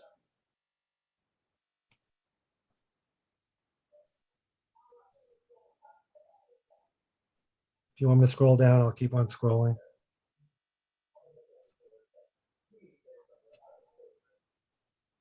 This also provides for removal procedure if it's just in the previous one where it says designated in public spaces. Our website and emails, it should say that our website and email notice satisfies public spaces requirement. wait, where is that? That was in the one second. I just moved up. I've got it on the Yeah. where. It's like the fourth line down. Yeah, the fourth line in section 1 of Article 3. This It area. says conspicuously posted on CECD2 website and one or more designated public places prior to the meeting. As I even asked Face, where do I have to post? Do you have to go to But do we need drop it off? It's in the old days you had to leave a notice at a school board. Yeah, but do we have to even do That that? that may be the law. Well, they may be the law, but they It said might be the law. We'd have to check that. Well, why don't we just leave that as is? Kind of, we can. And I come think back. from what I remember correctly, the most recent, workshop that Paula had for the open meetings law, she said she was going to give us some verbiage for attendance, and even the excuses. I remember I don't know if it's a template we have to use, but I remember her mentioning that there was a change, and I don't know if that was part of the law. Yeah, she mentioned that. I heard that as well. I don't Yes. believe I received anything from her in that regard. She has not sent anything out, and that's what I was going to mention, that I don't know if we hold off on, we're going to have to follow some sort of whatever information they give us on that, or keep that in mind while we're making any adjustments. Ben, can I ask you, have we, just not picking on anyone, have we had any unexcused absences so far? Well, I was going to ask that question if Glenn didn't. technically, we had absences where there wasn't a satisfactory excuse. So, but since there haven't been 3 of them, Are we coming close? Because, it says 3 per term. it doesn't matter if this term's over for last year. So But it never got triggered. Well, is a term, well, here's my question. Is a term, what we're elected, is a term a year? Because The 12 month, yeah. The term is a year. No, Jennifer? it's 12. Yeah, I read it to be 12. I think a member term is 2 years. Yeah, I read it. Yeah, I read a term. Otherwise, it would say per year. See, per term right here, this language. What would be considered an unsatisfactory absence? Well, it tells you right here. It says what constitutes a valid excuse at the bottom. If someone dies, you've got an injury or illness, family member, mandatory court. Well, that's my point. What I'm asking Ben, in what circumstances is unsatisfactory, you said? Okay. Wasn't Just one of one those. moment. Well, I think nobody tells him. I think that's something, right? I mean, Oh, that's sure. they don't give you an excuse why they Oh, didn't. is that what you're referring to? That's what I'm trying to get at. Can you be more specific, I guess? Is it somebody not saying they weren't going to come and they didn't show up? No, it's right here. It says they didn't inform him why, and why wasn't one of these following reasons that was highlighted. Okay. Have we had a why? Have you had an unsatisfactory why that hasn't been satisfactory? Okay, let me just read the language from the bylaws. 1 second. All right, it says here that the following shall constitute valid excuses for absence: death of a relative or attendance at a relative's funeral, serious illness. Now, how do you define serious illness? Yeah, that's a good point. Yeah. And I've tried to bring that up to Face because I've had council members who said they're ill, and I've asked council members, "Are you seriously ill?" because that's what the bylaws say. And I have not been given a response to that. So if they But tell if- me they're seriously ill, then, I would you know, think that if in the past 2 years, that if people were seriously ill, Past 1 they are year. not showing up. Yeah, that's what I'm saying. I would think that anybody being ill in the past 2 years, you're not constituting as seriously ill. I'm not, because I think several members attended with COVID. Yeah, what if you got online, COVID? You have no symptoms, you know, minor symptoms, but you In- got COVID. including me, I think, including Daniela, including. Yeah, but these were Right, really so- written but for that's- in-person meetings. So it's a little bit different. I mean, I guess the language is fine. The only reason I asked that question before originally, how if you had this issue come up, is because it might not be something that, I mean, I can't remember certainly. Jennifer, have you seen in the last couple terms or last couple of councils, whether or not it's come up with someone having 3 unexcused absences? Yes, somebody was removed. Oh. I mean, are we okay But with I it? don't believe it was a term. I believe it was a year. Okay. yeah, I'm gonna ask for clarity on that. Get clarity, because I'd rather have it say year. Yeah, that makes more sense. 3 in a term is not that many. Yeah, that's not a lot. If you think about 24 meetings, missing 3, things come up. So, all right. And we really need some clarity on serious illness, because for what FACE gave us initially was that the president has to determine, and I think that's unfair, because I'm not a doctor. I can't determine if someone is seriously ill or not. You know, if they have an upset, It's a doctor's note. You know, I mean, yeah. But what does that constitute? Does it constitute 99-degree fever, 103-degree? You know, I don't know. That's kind of like there should be some more guidance on that. okay. I think this is just here to make But sure no one abuses. I don't.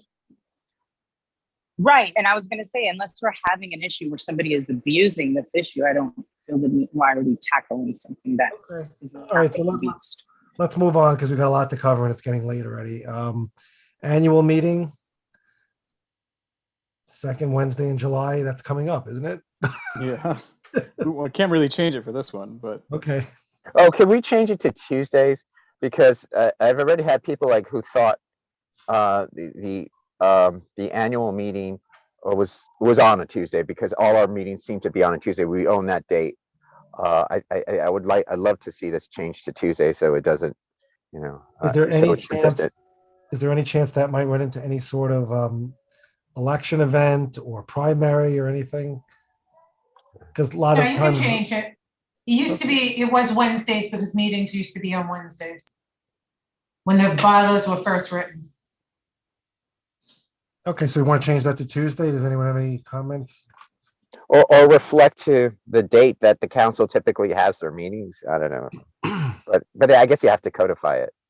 But Yeah, I'm second good. Tuesday is good. I think that's good, Ben. I was thinking of that before as well. Anyone have any other proposals on this section 3 annual meeting? hold on one second. And do we typically start earlier, a half an hour earlier on that meeting, since we're doing? Yeah, it's 3 Or- meetings. It's a lot. Right. That's what I'm saying. Do we want to start earlier?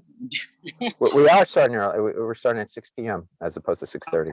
Oh, by the way, that just, you know, looking at this and just made me think, do we need to put something about a parliamentarian in the bylaws? It's Jennifer? in there. It's coming in up there. later. They're coming up, okay. I think it's fine. I like the Okay. Tuesday idea. Tuesday is fine with me. Lupe, any input?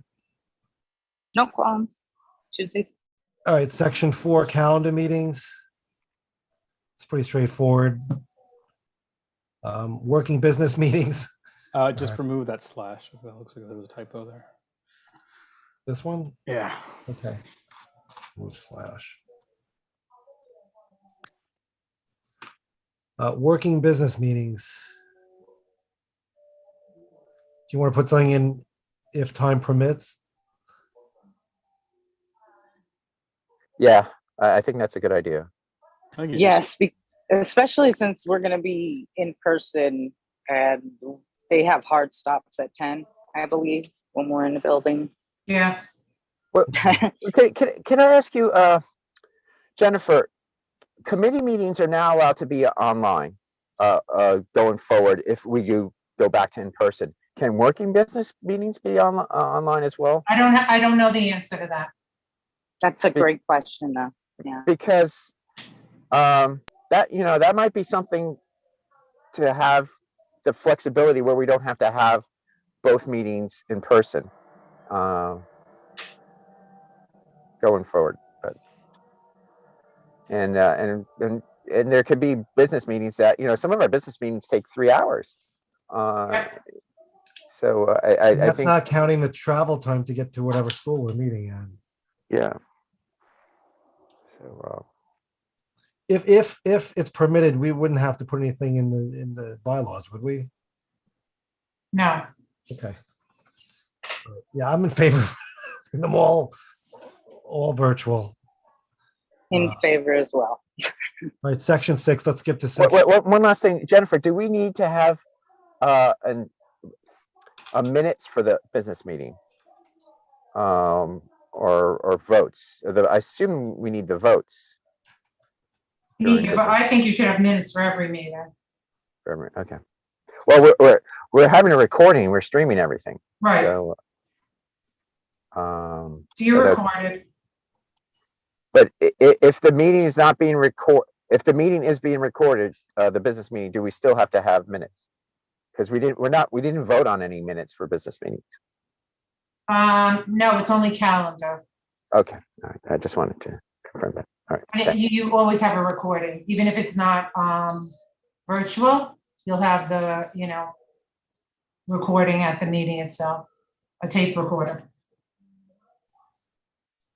Did we do that in the previous term? I don't recall that. We've always had a tape We recorder. had a tape recorder, yep. We did. Oh, wow. All right. I was unaware. Going back 10 years, even more. Section 6, special meetings. Okay, this was an issue that came up. What do we think about this? What was the issue? I'm sorry. What's the issue? I know there was a special meeting that was called, and there was a whole hullabaloo over whether or not that was done properly. And to me, I mean, it's pretty straightforward. This says what it says. Do we have any need to change this section? This allows, for the procedure for a special meeting. Are you referring to the executive session? No, I Or- thought we I had don't a recall. meeting on school admissions last a while back or something that Was it June? Was the one on June 20th, June 30th, 2020? yeah, But what which was the problem with that was it? the last council. It was done right at the end. There was an issue of whether or not we couldn't get in touch with Ed or something. We had I think that was the issue. He wouldn't schedule it, or he didn't respond in time. I don't know. Oh, that sounds familiar. Yeah, he wouldn't, like, we'd ask for a meeting because of the I forgot what the specific issue was, but he never replied. He never responded. We did it as a committee meeting. We had to find, they Was allowed, this for the bylaws? The bylaws? No, No. this was something. Yeah. Thanks. That's right, Ben. I remember that now. yeah, it was for the parents whose children didn't get into to any of their high schools that they applied to. Any of the 12. Yeah, we did it as a committee. That's right. Right. And we had to get an okay from FACE to have a committee meeting because it was supposed to be in person at that point. Well, did you want to put something in to avoid that in the future, that the president must respond? I mean, or the president, because it says shall ensure, but what do you do with a situation if a president doesn't want to have a special meeting? A vice president. I don't know. I think then you go down. Doesn't it say, it says president shall ensure that email, written or telephone notice of such meeting shall be given to each of the members of the council no less than 48 hours. Yeah, I thought we had to have the meeting if 3 members. So, right. I mean, if But he But never. I think didn't- it's very clear here. No, but the point is he didn't respond. He didn't point respond. is, He never got He back. never responded, putting the Can meeting we situation add in that limbo. maybe if the president doesn't respond, maybe, for whatever, maybe they're in the air or whatever the case may be, the AA can schedule and do the public notice, since that is typically our AA's job anyway. They can, because as a committee, when I go to my committee, I don't no longer have to go to Ben, and we go to the AA. Can we put something in verbiage to alleviate that from happening again? Because that just sounds. We didn't have an AA at that time, so it was kind of No, a I perfect know. storm. I know that. I do realize that. And rest in peace, Yvette. But I'm saying. Well, we could put. I'm sure if administrative because assistant in or vice president. Right. Somebody. Yeah. Exactly. If the requirements under Section 6 have been met, I mean. Can I suggest we just go down the officer list, and if none of the officers respond, the AA may also respond if there is three members. Okay, but do we need to put a time limit or how long? If there's no, when can someone else make that decision? Do we need to include that? You see what I'm saying? So the no less than 48 hours in advance. So if the three council members are saying this date at this time, then it has to be sent within 48 hours. But I'm saying, you don't want to step on anybody's toes either. But so we could just put in this other procedure to have, if the president doesn't respond, the vice president, the administrative, or we go right down the officer list, like Chris said. I just remember this being an issue, and I just want to avoid it again in the future. It could always be an issue if somebody refuses to respond. But that's why you have other people that are capable of Right. acting if that person doesn't respond. So, okay. But it was an issue with Ed. I remember that. Okay. You have an analogous issue with PTAs. If I think it depends on the PTA bylaws, but anywhere from like 3 to 5 or maybe 7 members of the general public want a meeting, it must be held. And it doesn't matter what the executive board says. Correct. Right? I mean, we should Correct. maybe pull some of that language and shove it in. All right. We can look into that. Okay. Let's move on because it's getting late. Section 7, executive sessions.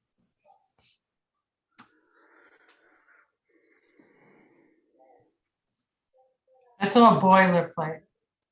I was going to say pretty standard. Yep. It's right out of state law. Okay, I'm just going to skip ahead then. Article 4, conduct of business at meeting, agenda, calendar meetings. Okay, here, this has always been an issue of, this has come up. Specifically, any council may submit an item to be added to the agenda to the president up to 7 calendar days prior to the meeting. Anyone want to comment on that? And then here's the whole resolution procedure. So this has been a topic of, that's required some interpretation in the past.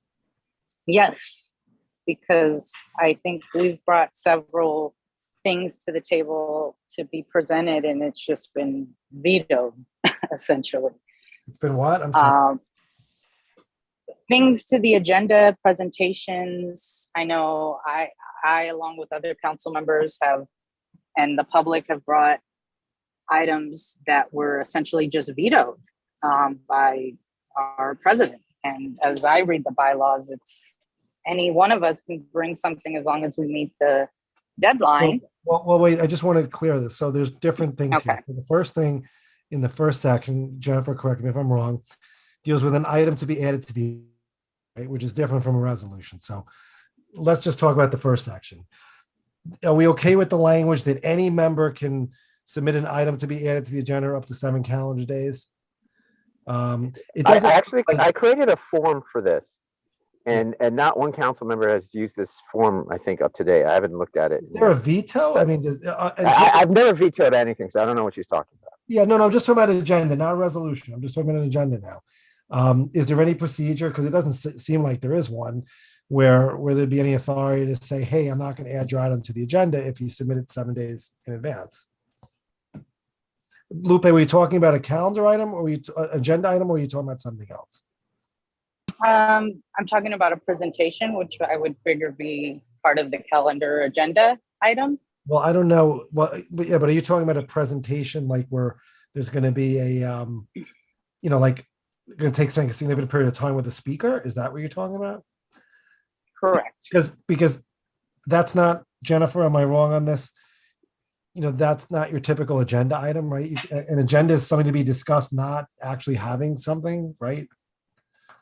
Yeah, speaker is different. Speakers are different. So yeah, I kind of agree with that. That was, to my read, is an agenda item is something that's brought up by a council member to be discussed by a council member, which to me is very different than a presentation, which is probably not a mean, council member. You could make an agenda item to discuss a possible presentation, or Which is what I did in the reference to what Lupe brought up. It's a So little, the council voted on it or discussed it. yeah, there might be some misunderstanding there, but I think that's pretty straightforward. But any comments on the agenda, adding an agenda item? 7 days work for everyone still? So again, I might be outvoted here, but I'm of the opinion that it should be more flexible, because Did you want to change it to 5 calendar days? I would say 3 calendar days. And I don't see, again, why we're handcuffing ourselves differently. I don't think Ben is withholding agenda items. I think. Well, things can't you? You come can up. always bring up an item as new business, couldn't you? I know, but look, there's a trade-off. There's a trade-off between notice and public, right? And to me, the DOE we've still operating a scenario where things come up last minute. And to me, I would like to be flexibility to add to the agenda instead of having to make the motion to add it to the agenda, because great. I know notifying the public in advance is great, but I think people don't look at that agenda until right before the meeting, in my opinion. And even if it's not true of everybody, it's true of a lot of people. So I would rather agenda items be added as soon as flexible as possible, but I don't really care that much about it. But to Lupe's point, maybe we should make the distinction that an agenda item means this versus a presentation. So Well, I don't think we need to make. I think that's pretty straightforward. I understand what you're saying. anyway, I say more flexibility, but I don't. I've said my piece. I don't want to Okay, hold so those. what are our proposals? We have 7 existing. I mean, I'm a little uncomfortable with 3, only because I think it's kind of really short period of time. We could always bring it up as new business, but I'm certainly comfortable with 5, maybe even 4. But I just think it talks about calendar days too. So if you go to 3, you could Yeah, I you're get it. talking about Friday evening, and then it for a Monday or But Sunday night. But to your point, though, the DOE specifically makes announcements on Thursdays and Fridays all the time, and our meetings on Tuesday. So it's probably happened 30% of the time. But it doesn't mean you can't talk about what they're doing. I know, but I don't see why it's such a big deal to add it to the agenda. I don't think Ben's waiting till the last minute to add it. I just think it gives him the No, flexibility. I'm just presuming that 7 calendar days came from some notice provision that was in. Well, you have to give 72 hours notice, so it has to be more than 3 days. I don't know. All I know is the DOE still makes announcements on Thursdays and Fridays. Absolutely. So All right. since our meeting is on Tuesday, I think we should allow for a Friday announcement. And maybe you keep the meetings on Wednesdays. Then you move the meetings to Wednesdays. You don't have to worry. Right. Exactly. I disagree with that. I think we stay at Tuesday.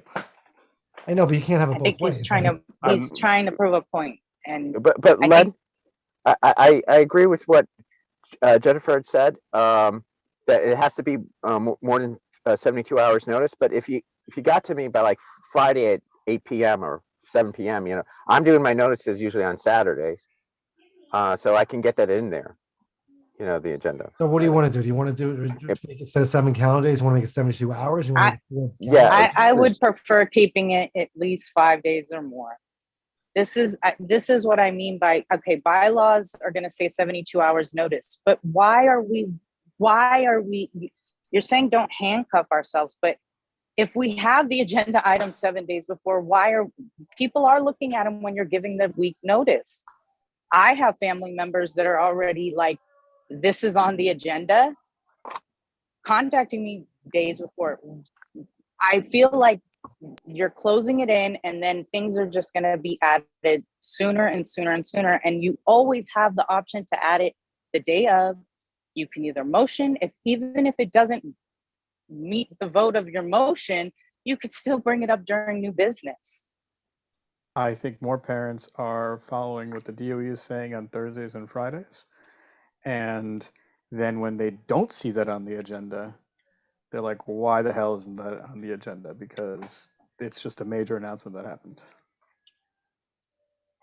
All right, so anyway, so my understanding is we have a discussion, the range would range from 7 days to 72 hours. Okay, so why don't we just go, well, we don't have to do anything right now, but just, I guess we have a couple people in favor of 72 hours, a couple people, want more. There was a proposal of 5 days, there was a proposal of 4 days, I think there's a proposal of 6 days. So we can discuss this, but at least so this is one area to consider changing. Is that agreed? Changing this? Yeah. We could do 96 hours, and then it's Friday at 6 p.m. or whatever, or 6:30 p.m. All right, so that's another possibility. So 96. Yeah. Okay. Yeah. All right, we can I discuss. would actually do it earlier, because Ben, you may send it out later, but Other in the councils may not. future, I would say by noon on, noon. On at Friday? least.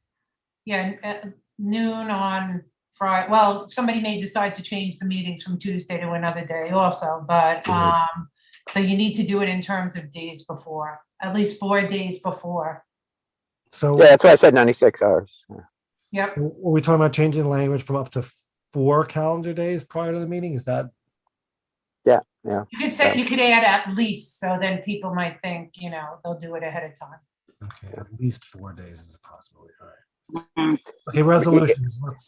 Wait, but you have to add one other thing to this section, because that's now state law, is that you have to provide an open, a public document, which, could be referring to this agenda item, has to be up on the website 24 hours prior, Good if point. possible.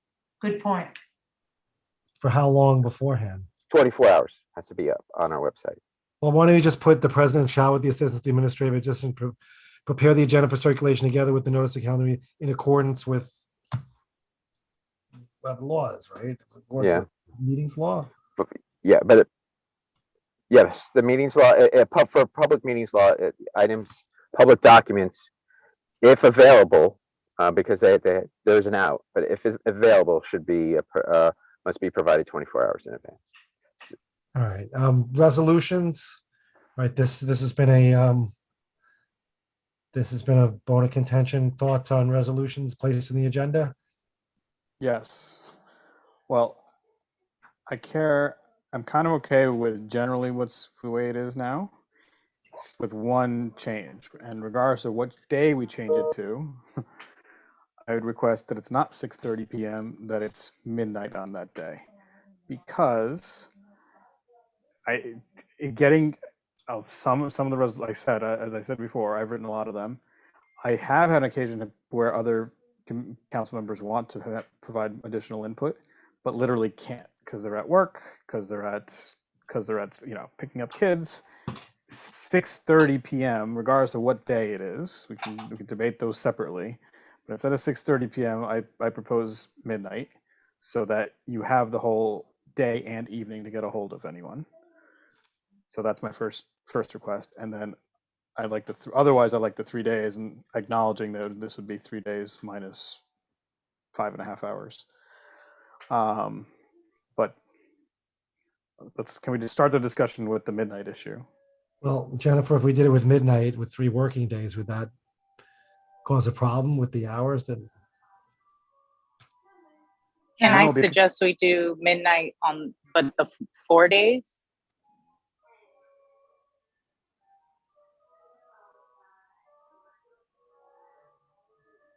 Okay, well, let's talk about it separately. Midnight. Do people have an issue with midnight? Well, I have an issue with midnight if we're keeping the 3 days. But if we extended a full 24 hours, surely, by all means. Okay, well, I think we're back to Thursday midnight I could make an argument for less time, because we're back to the DOE. I think it should agree with the agenda item rule. If it's a resolution that fulfills the agenda item rule, and then the president or the AA who submits the 72-hour notice, we'll be able to complete both. I don't know why one is different from the other. I don't know why the agenda item and the resolution item don't coincide on the same time. Well, there's different ways to get a resolution up. This is just one mechanism. Yeah. Oh, you were saying you Yeah, want to, Ben's right. It should say 72 hours, why don't right? we make it 72 hours? Yeah. What's that? Again, would 72 hours be the midnight? Would that put it to midnight, or would that? No, that's bringing us back to the 6:30 problem. But it gives you another But- day. It takes you to Saturday at 6:30. But I mean, 3 working days before the calendar meeting, you're diminishing the time even less. Well, what does working day mean? Yeah, exactly. Working What day- is a working day? It's a There are working people who day to work me. Saturday and Sunday. Yeah, but to me, a working day is like a Monday through Friday. I agree. That's probably the intent. I agree Yeah, it's it should be ambiguous. That's business probably days. I do actually believe work that- every day now, so I don't know what this means. And night, so So is this, Jennifer, is this something that's coming from a template again? I don't know. I would have to check. Is No, no. This was, no. I'm not sure. I Okay. think it should be 96 hours or 4 days beforehand. So I because you need the 24 hours yes. from the 96 to 72 hours to prepare everything. And the Exactly. problem with that is for me to prepare from Friday night to Saturday morning, Chanel's been amazing and she's done work on off hours, but not every AA will assist, and not every councilman will want to work off hours. For me, it's fine. I'll work on Saturdays to get the meeting notice out. But I really think the resolutions should be at the same time with the agenda. 96 hours notice, 4 days. That takes you up to Friday at 6:30 p.m. And to get something out. But is our AA available to get something out at 6:30 in the evening on a Friday night? Well, I've been, and it depends. It depends on the person. That may Well, not that's always why, be the case. but I think that's why it says working days only. because- Exactly. Yes. Thank you, Len. And I just think, like, Can we hear from Chanel? What do you think? yeah, I was just about to ask that. Yeah. Thank you. I've been working with Ben and we've been like still working sometimes on Fridays in the afternoon. So I'm okay with it. Okay. I'm not okay with the Sundays or Saturdays, but for the Friday evening, I am okay with. All right, so you want to Would you prefer if it was on a Wednesday or Thursday where you can do it during your normal business hours though? I think whichever is easier for the council in providing the information that they need for these. And so that goes Like the back to agenda, my point in yeah. saying that giving the public ample opportunity to be prepared, because even if you're able to add a resolution as an agenda the day of, it's I think we're diminishing the time that we're giving the community to be able to review these things, to know that this is even a topic. I'm gonna I still- think this, and yes, I will say the DOE, but imagine there's CECs that these decisions are being made a day after their CEC meeting, and they're having to wait a whole month to tackle this. So why is it you can't work on a resolution for a longer period of time to be able to get the public's input? That part is what I can't fathom. Why not give the public more time? Are you joking? Because the DOE hasn't given us that time.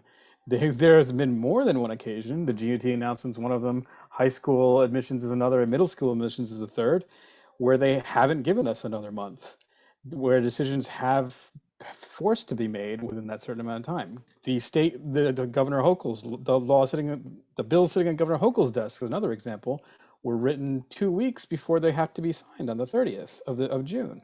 That's absurd. That's 4 examples right there where we did not have that month, and probably 2 or 3 of But those. you were able to bring it. I let you talk. Okay. I started Okay, I talking, then I apologize. stopped to let you finish. Okay. Those are 4 examples right there. 3 of which the announcements were made on Thursday or Friday morning. That's it. That's you. Why can't we do that? That's exactly why we can't do it. All right, But so what we I'm have a- saying is you still brought the resolutions. It's not like the resolutions were You can not say, able you to can be say parents. added, I'll let you correct? finish. I mean, the resolution is still has the capability of being added to the agenda, does it not? It does. I disagree with you. And, I think more parents view it, look at it over the weekend or the night before, and more of them, when they see a crazy announcement by the DOE on a Thursday or Friday, more of them are like, why the hell isn't that on the agenda? As opposed to more of them wanting to see it a week in advance, a month in advance, or what have you. And we can disagree on this, and we likely will. It doesn't. It's fine. I think this is something the council votes on. I think it's Bush, what more. would your I think it's ideal time frame be? my ideal time frame. I'll be able to. I mean, I would be able to. I'm happy with Thursday midnight. I'm okay with Friday 6:30. I would prefer Friday midnight. I understand I'd probably be voted against there. But I guess my ideal would be Friday midnight, but I would take Thursday 6:30, and Friday 6:30, and I would take Thursday midnight. I think Thursday midnight is fair because with all due respect, the bylaws aren't being written for particular people. And I know Ben and Chanel are happy to do this, but you know, moving forward, if there are other people doing this, they may not want to do it on a Saturday or a Friday night, and it would be easier to have it by Thursday night at midnight. well, that's really Friday morning. and So and so Friday morning is Wednesday good also. midnight. Wednesday midnight is off the table. Worse than Can- what can we I- have? Yeah, yes. are we Can changing? I interject just one thing?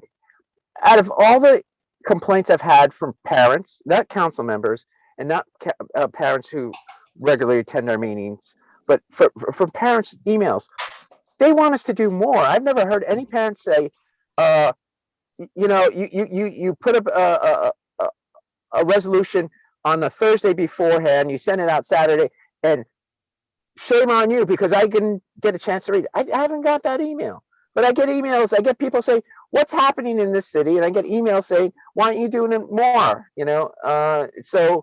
I think the opposite. They would like this to be more productive. I don't know. I don't know if they all realize that we're volunteers and that we're doing this on a Monday night, volunteering. But if we could put out a few more resolutions that can help more families, and we're the most productive, I think, CEC in the city, or one of anyway. 32 resolutions in one term. Anything that can help families, I think we should be extending Okay. as much as possible. Okay, I don't want to lose sight of the fact that we got another mechanism coming up. But so we talking about at least we're going to change that language to 96 hours before the calendar meeting. Example, Thursday by midnight. Is that what we're talking about? Is that the proposal? Yes, Okay. I guess so. All right, let's go because let's move on because the next item down gives you that really short term. It gives you the short term ability to bring up a resolution. What about the second where it says 3 members of the council at any time? You can just deliver a copy to the president and administrative assistant. We should put, I think, in parenthesis, if we have an administrative assistant, before the start of the calendar meeting, and then the rest of what it says there. So that allows a majority to basically, that allows 3 members to submit a resolution before the meeting that the majority can vote on to deal with and vote on right then and there, as long as it's done before as long as copies were distributed before the call to order. And We should definitely keep this because this has not been adhered to at all in this term. And that's why I am very hesitant in making it less restrictive, because it seems like you guys, I will be honest, from on the outside looking in, it looks like there is a lot of backroom deals going on outside of council business. And when everyone knows about a resolution, and this has happened on more than one occasion, that everyone in the council received before a meeting except for 3 people, I have a problem with that. Like, I can't, it causes me to be very suspect, and it's not transparent enough for me. So I hope that we're not considering changing any of this because it has not been followed thus far. I disagree. It's been not been followed once, and since then, it's actually been posted in before 24 hours before on the website. So I wholeheartedly disagree with that. It was pointed out once that that they might not have been ideal, and since then, there's been an active effort to rectify that. All right, well, is anyone suggesting a change to the second mechanism, Well, second bullet point? I do want to. I have Jen. Could I have your opinion on this versus the 24-hour notice period that is state law? I'm actually agree with Lupe in that something should be kept and codified. I wonder if this isn't inconsistent with the 24-hour public document period.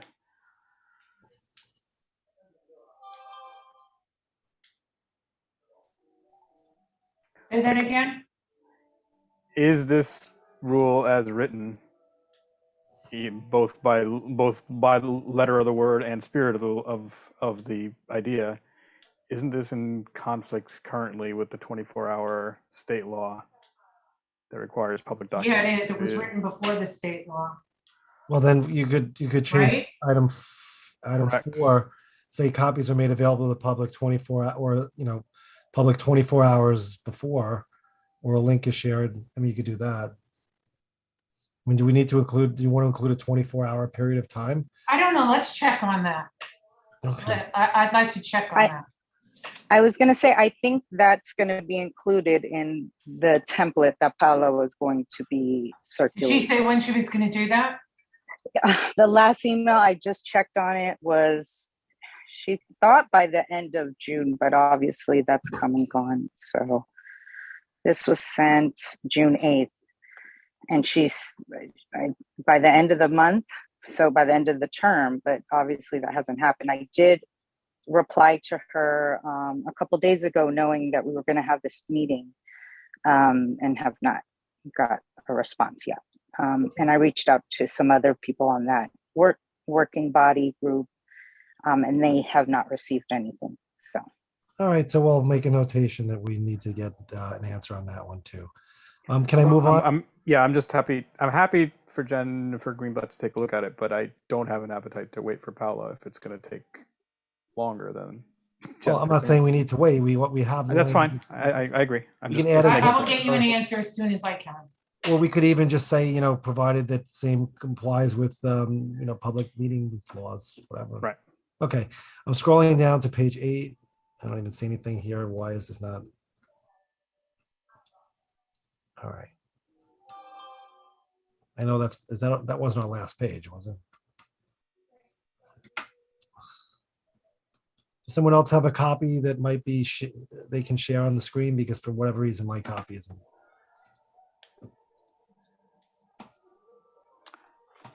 Stop share. Let me see if I can find. Let's see. Why is this not working? I can't do it with my phone, but it's on the website, on the CCT2 website, so you can just access it that way. Let's see. Oh, here, I'm gonna share that. Here, I got it again. Okay. Hang on one second. Share screen again. I think Charnel's already sharing it. Oh, okay, I got it too. Yeah.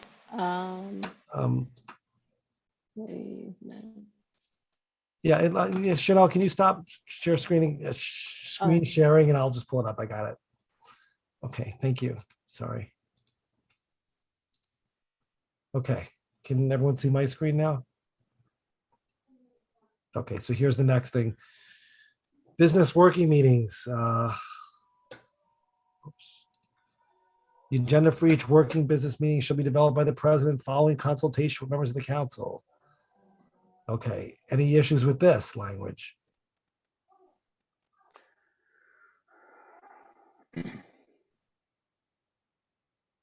Kush, any issues? I'm reading. Pretty straightforward. Yeah, it seems pretty straightforward. I wasn't like queuing you in to something. No, it's fine. Hey, Sorry. I was doing something else. I don't want anyone getting paranoid. No, I'm good. Okay. Section 2, order of business and calendar meetings. This is pretty straightforward. Hold on one second.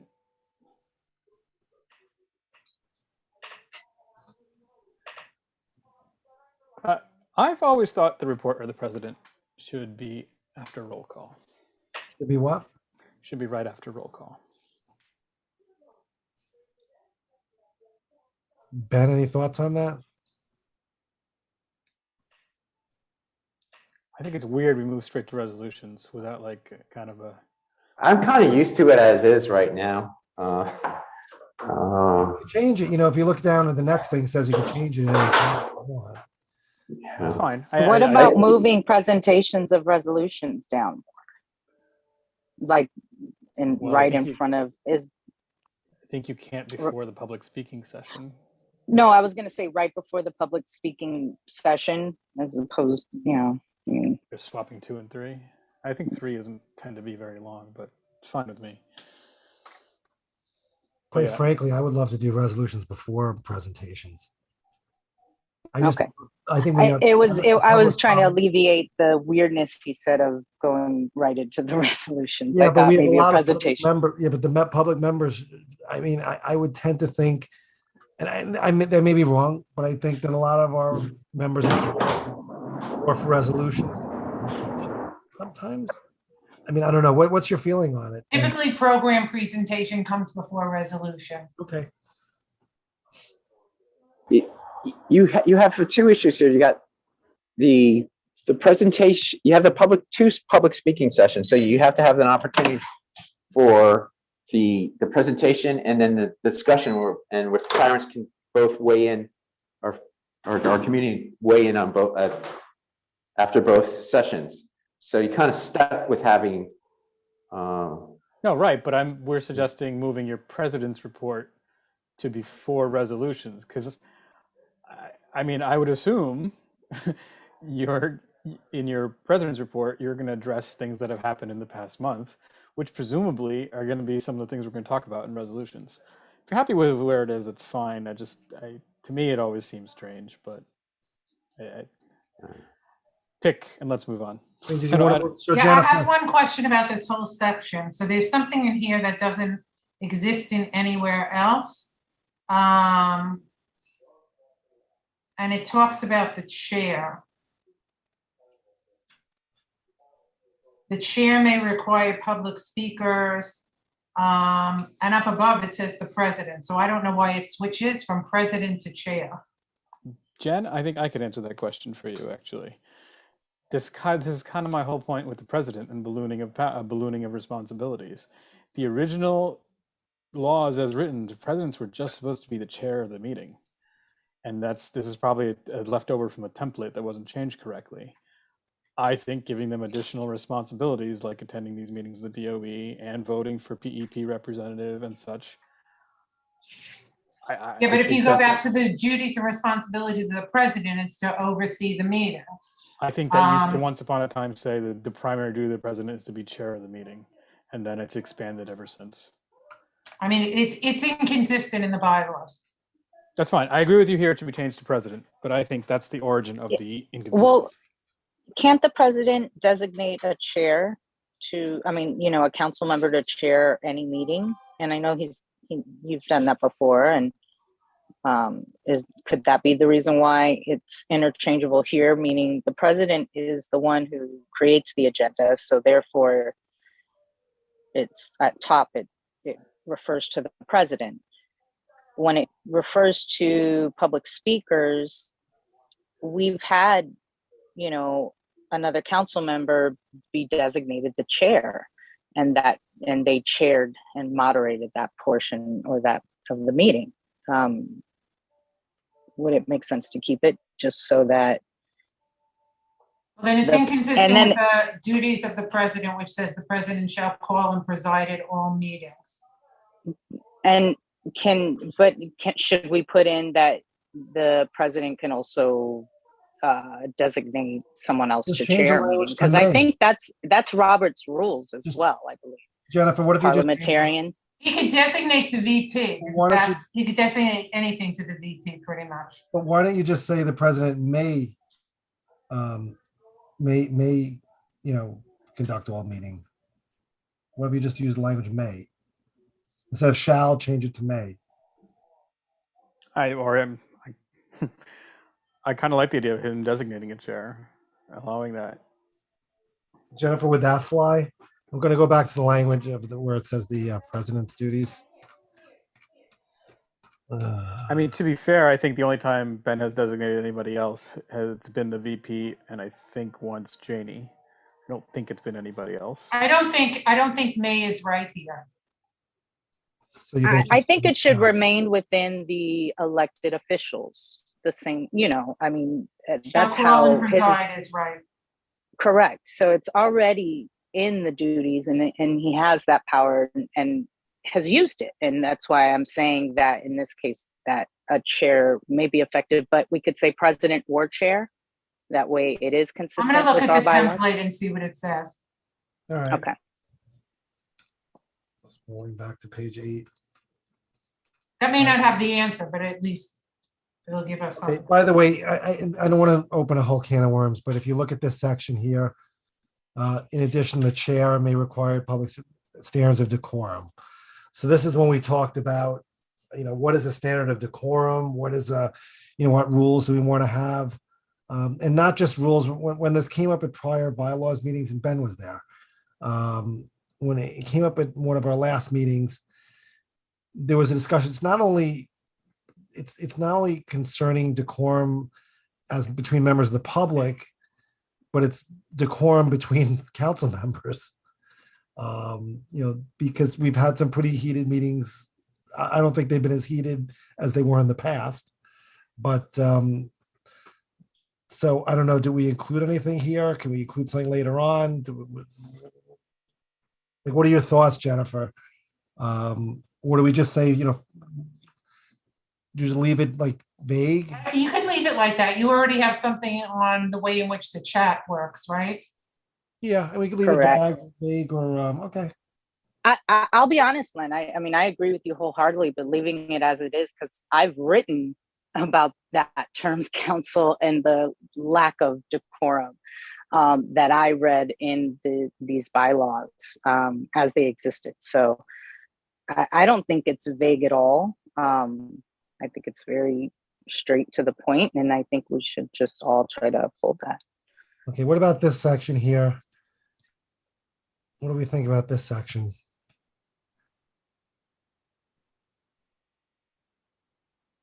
Jennifer, what does this mean? I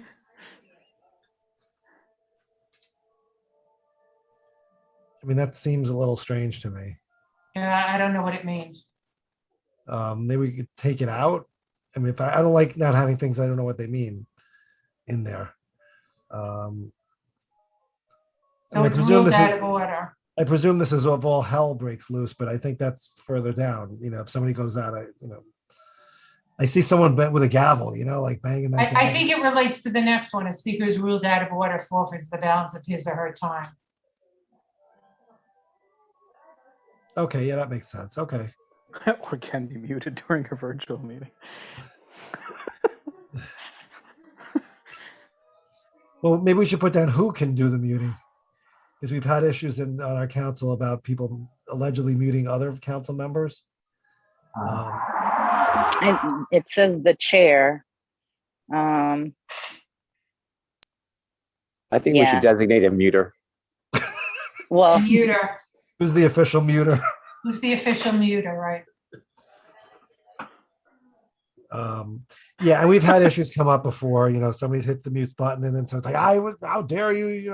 Who's muting me? And I don't know if that you can even figure out who mutes somebody else. So I guess leave it as it is right now, or all right. But we also don't Leave it really as have it a is. balance of time. But Yeah, let's just move on because it's getting late. Quorum. Any issues with? well, wait. Yeah, I don't want to open up a can of worms either. But it's more. I think we should discuss whether or not we want a code of conduct. Period. And then it should adhere to a code of conduct that's more explicit.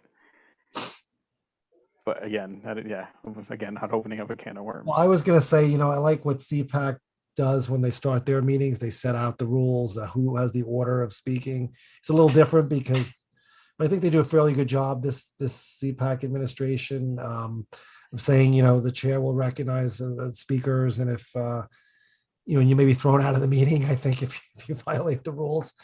But they do it before the beginning of the meeting, and they set the rules down. I think that's a good way of going.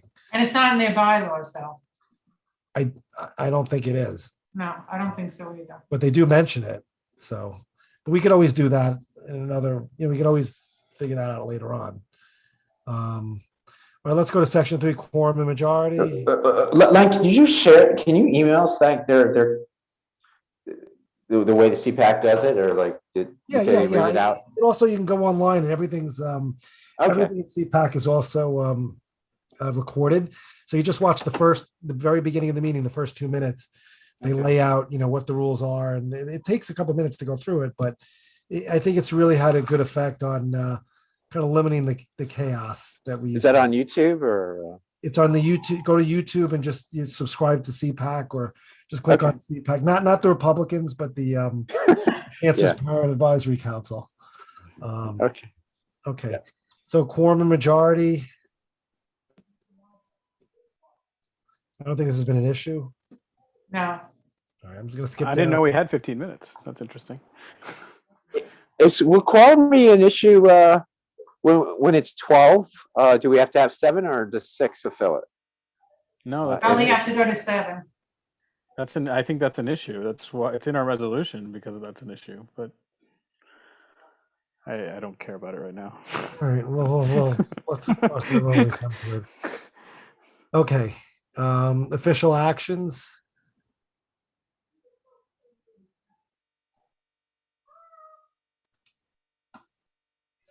Well, having said that, I don't care about that right now. In general, are we going to take? Do we want to take out 6? So we don't have to rewrite it if the council number of council members change to 12. You're gonna have to redo it. You think we're gonna have to redo it anyway? So Yeah. When if it changes to 12? Okay, fine. And this just became an issue. We had 1 or 2 meetings where this became an issue, where there was a discussion if we write a letter as a council and a majority, did you want to put anything in here about names, or can we just deal with that on an individual basis? So in other words, for example, a letter that goes out with the council, what did we decide when we had that issue come up? Council members could add their names, or could individually sign it, or it was going to be on the letterhead of the council, but it wasn't going to be individual. What was the? I think we decided. So yes, I think it should be added here. Official actions, and then I think it should say official actions should include resolutions, letters, and then if there's any 1 or 2 other items we want to add to that list. Yeah, well, I would agree to add letters. I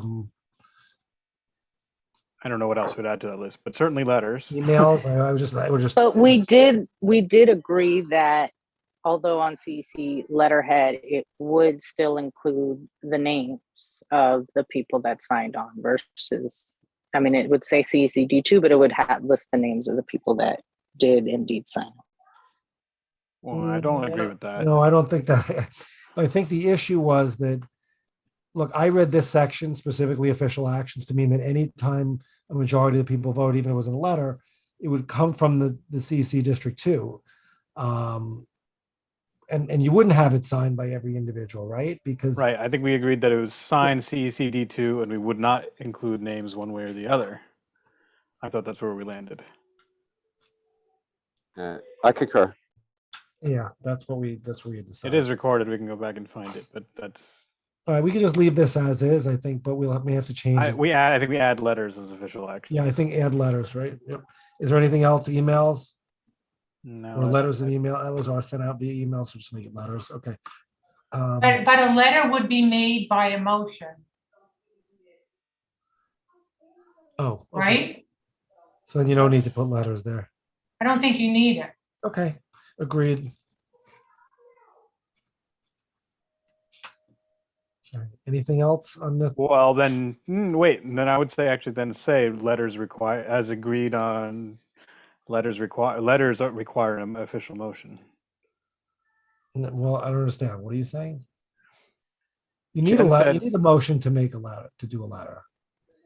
But that was up. That was It has to actually be up for- voted on, right? I mean, the motion is to approve. Right. the But letter. that's not codified anywhere. That was what we voted on to agree to as a council. But that's not necessarily future councils don't have to agree with that. So I think we should put here motions must be made for letters, and then you don't have to put anything else. I don't know, Jennifer, do you? Motions must be made for any decision. Not just letters. Yeah, because you have to make a motion to approve the letter. I like spelling out letters in addition, since it's been a point of contention. But let's move on. All right, well, we can consider it. I think it's a little redundant, but okay. Minutes, anything about minutes? No.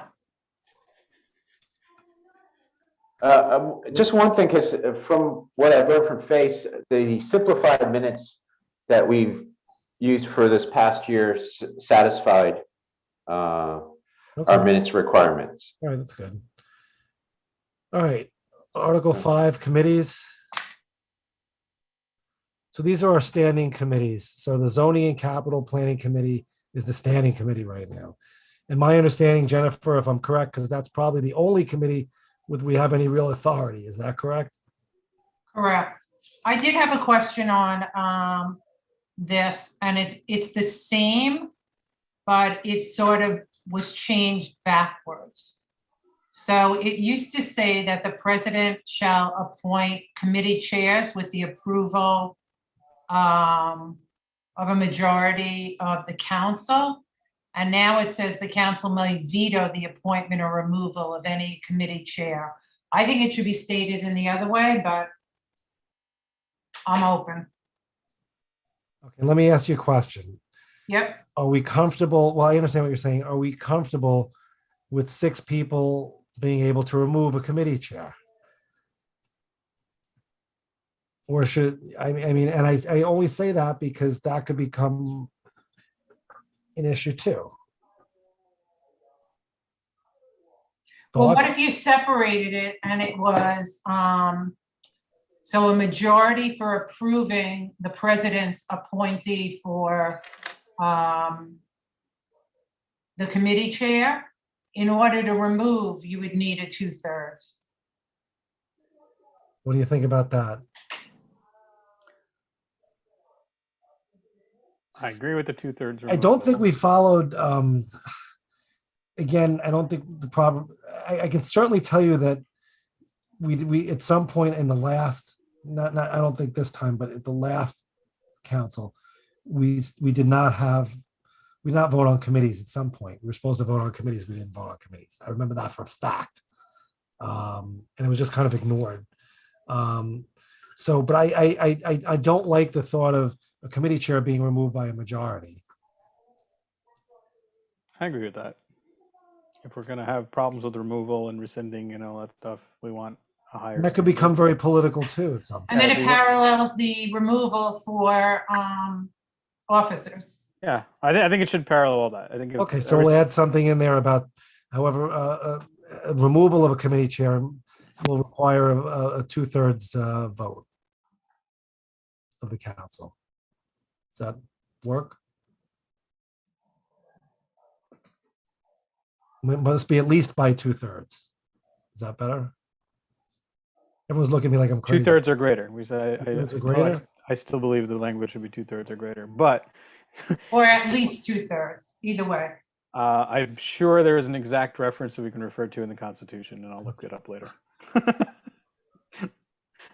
All right, so we have each committee shall operate under open meetings law, bylaws, Robert's Rules of Order, newly revised, all committee recommendations. Okay. All right, I'm going to skip down.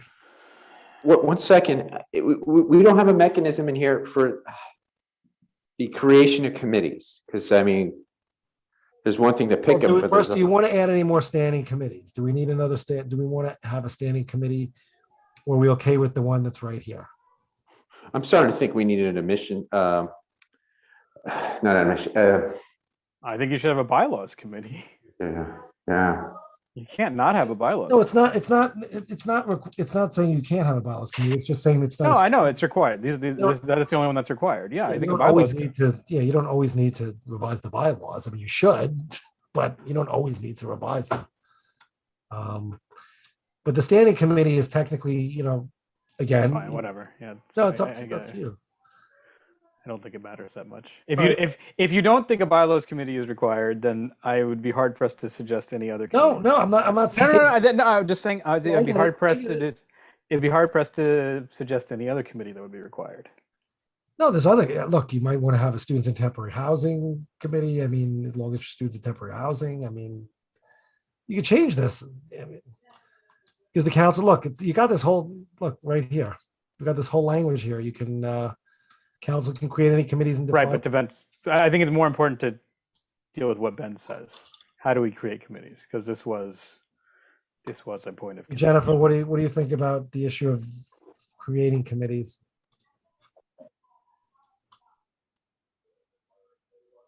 Wasn't there something about the president's duties and responsibilities?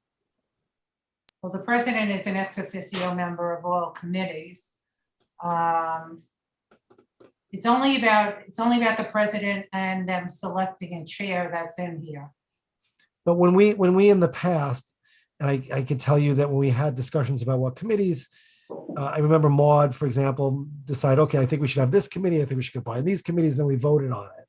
Who would chair the committees? That's what it says. The council may create committees and define their membership as it may determine. And we did that at the Vague, annual very meeting. vague. Yeah, we did it at the annual meeting. But we didn't vote on the creation of the committees with Maud. We voted on the chair of the committees with Maud. You should be voting on both. Yeah, That's. but I think we have that authority in here. And you don't have to do it at the annual meeting Yeah, because it can let's be say anytime, in yeah. December, something happens and you want to have, a high school admissions committee at the last minute. You don't want it to, only be at the annual meeting. You want to be able to create it at any time. Yeah, I agree. But this just gives us the flexibility to do that. But Ben, do you think there needs to be another mechanism? I just think it. I mean, The definition here of create should be by motion. Well, it is, because I read this interpreting as the council may create committees. The council requires a majority of 6 people to do anything, right? Okay. So that to me means that if 6 of us agree, we'll have, Yeah, but or do you want to say it requires a majority? But does it, what I'm confused here is, does the committee also expire? Because the president's term expires June 30th. The chairs, so I'm expired right now. The chairs should be will serve until the term expires. So are these committees also expired as of June 30th? Are we in violation today with the bylaws committee meeting? Well, that's a good point. Yeah, that's a good point, Ben. Len, you're out of order. Out of order. Oh, Ben's out of order. No. Len, I deem you Ben's out of out of order, order. and I'm going to throw you out of this meeting right now. Well, you're not the chair technically, but it didn't mean this is not really clear here. Well, maybe It says that chair shall be appointed and removed and serve through June 30th, but it doesn't say that the committee goes away.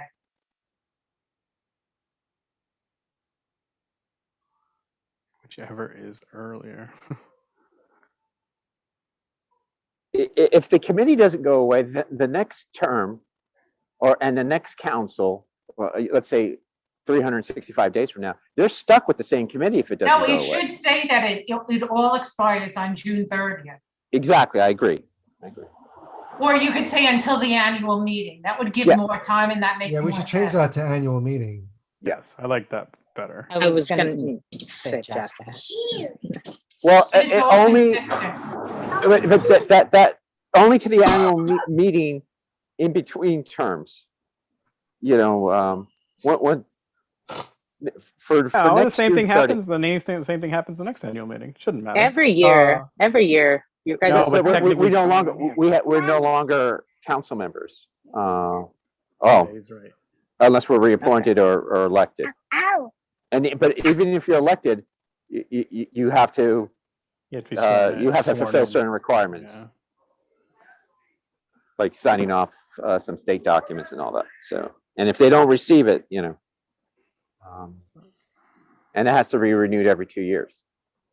So I would say either the president's term expires or the council expires, whichever is earlier, or something like that. You're gonna need that line, or you probably need till the next annual meeting, or if the council term expires, whichever. Why are is we earlier. leaving earlier? Maybe it should be whichever's later. Well, because we don't exist as council members after this coming June 30th. This June 30th that passed, yeah, we're in this weird limbo because of the way this bylaw is written. But this next June 30th, the council, the committees, and the chairs stop existing on June 30th. Which is also kind of shitty, but. All right, so can somebody have suggestions on that? It seems like we're gonna do a lot of this language anyway. Yeah, I have a suggestion for that later. Let's move on. Okay, all right, let's go to the next section. Article 6. If you're taking notes, just put me down to deal with that. Parent associations and community involvement. All right, this is pretty straightforward. Let's go to vacancies. This is just following whatever the rules are. Yeah, I have a question on parliamentary authority. Where is that? Article, Article 8. 8. Okay, It says the council may appoint one of its members, which is fine, but it doesn't say how. well, I think that should require a vote, not by appointment of the president. I read this to interpret the council, meaning I would think you need a motion and then you would need to have a majority. I Okay. agree, Len. Well, then this is something where we should go back to actions of the council, and I think we should be. I know you say it's included, but I think that's where we should be explicit. Actions of the council include the following. They include resolutions, letters, committee creations, committee chair appointments, and parliamentarian appointment. Yeah, okay, I mean, we could, and whatever else is deemed. But these are literally 5 things that have come up while we've been going through this document. And we also don't want to limit it to those 5 things. You want to leave it open-ended. And then you could say, in general, any action by the committee, unless otherwise specified, any action by the committee shall require, is deemed But to it's require. two separate things. One is an action and how you take that action. The other is what you're taking the action on. So in other words, it's either by motion or resolution, you're making a decision to do something. And then the next piece of it is, what are you doing it for? So you could put something in there and said, this includes Right. whatever you want to put in there. Okay. Kush, you making a note? And Whoever's this should taking- say I'll the make a note. council. I'll make a note on those 2. Whoever's taking notes, Chanel, put whatever, just put down. I have some notes. It should say the council may vote to appoint. I like I've seen Chanel's notes. I like them, but I'll add some to-dos for me. Okay. Anything else, Jennifer, on this section? No, All right, communications protocol. All right, this was an issue that came up. Do we need to clarify it? Because we had in the past, we had some council members that were sending stuff out using making some statements. I don't think it's been an issue recently, but it says it has to go through the official council's email address. I think it was already changed. okay. So I have a question on this, and it's come up in other CECs. I'm okay with the administrative assistant of the president having access to the DOE email and distributing it out to others. But there are other councils, I think, where all the council members have access to the email. But I don't know how you restrict read versus send.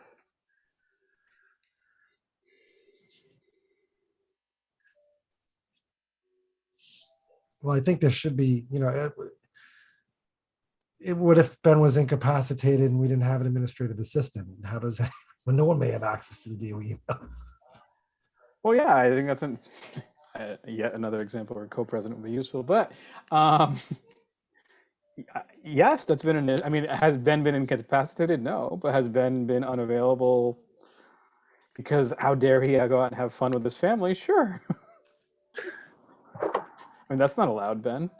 I try not to have any fun, no. Well, we'll all do the best we can to make sure you don't have fun. And to be consistent with the rest of the document, I believe it always said in the rest of the document, president and administrative assistant, just flipping those two. Okay, I'll check it out. okay. And for the second paragraph, and the next paragraph also, right? Yeah. President and administrative assistant will all Yeah. council members of an official notice. Okay. Amendment. I just have one issue in this one as well. Mhm. The official email address, we kind of have two official. I know one is the DOE official email address, but we treat the info at cecd2.net as, pretty high level as well. Is that not considered official? I consider that your official one. Which one? ccd2.net. So should it be written both would satisfy this requirement, or I think just you should mention both. Might as well. But the yeah, DOE but I and think our what website? Jennifer, I think what Ben's saying is there's a DOE one. There's a like CEC2D2 at schools.nyc.gov, and then there's an info at CECD2.net. I would consider both official. Yeah, I think they're both. I mean, when I think of CECD2, I think of CECD2.net. I don't think about the schools one. Right, but I think And we what I get more think- parents emailing us to the CECD2.net one. Okay. right, but you get DOE emails to the other one. Yeah, but I get DOE emails to the other one. So it's a headache because you have to look at both. And if a parent were to look up on the DOE website, they would not have the ccd2.net, correct? Right, and vice versa. Well, they could see on our website, they could see both, but Right. No, I know our website has both, but okay. Yes, I don't think the DOE allows us to customize our section of their website. But 'Cause I would make several changes if they did. but my point is, if we send an email from info or from the other email address, it should be both deemed as official emails Correct. from our council. So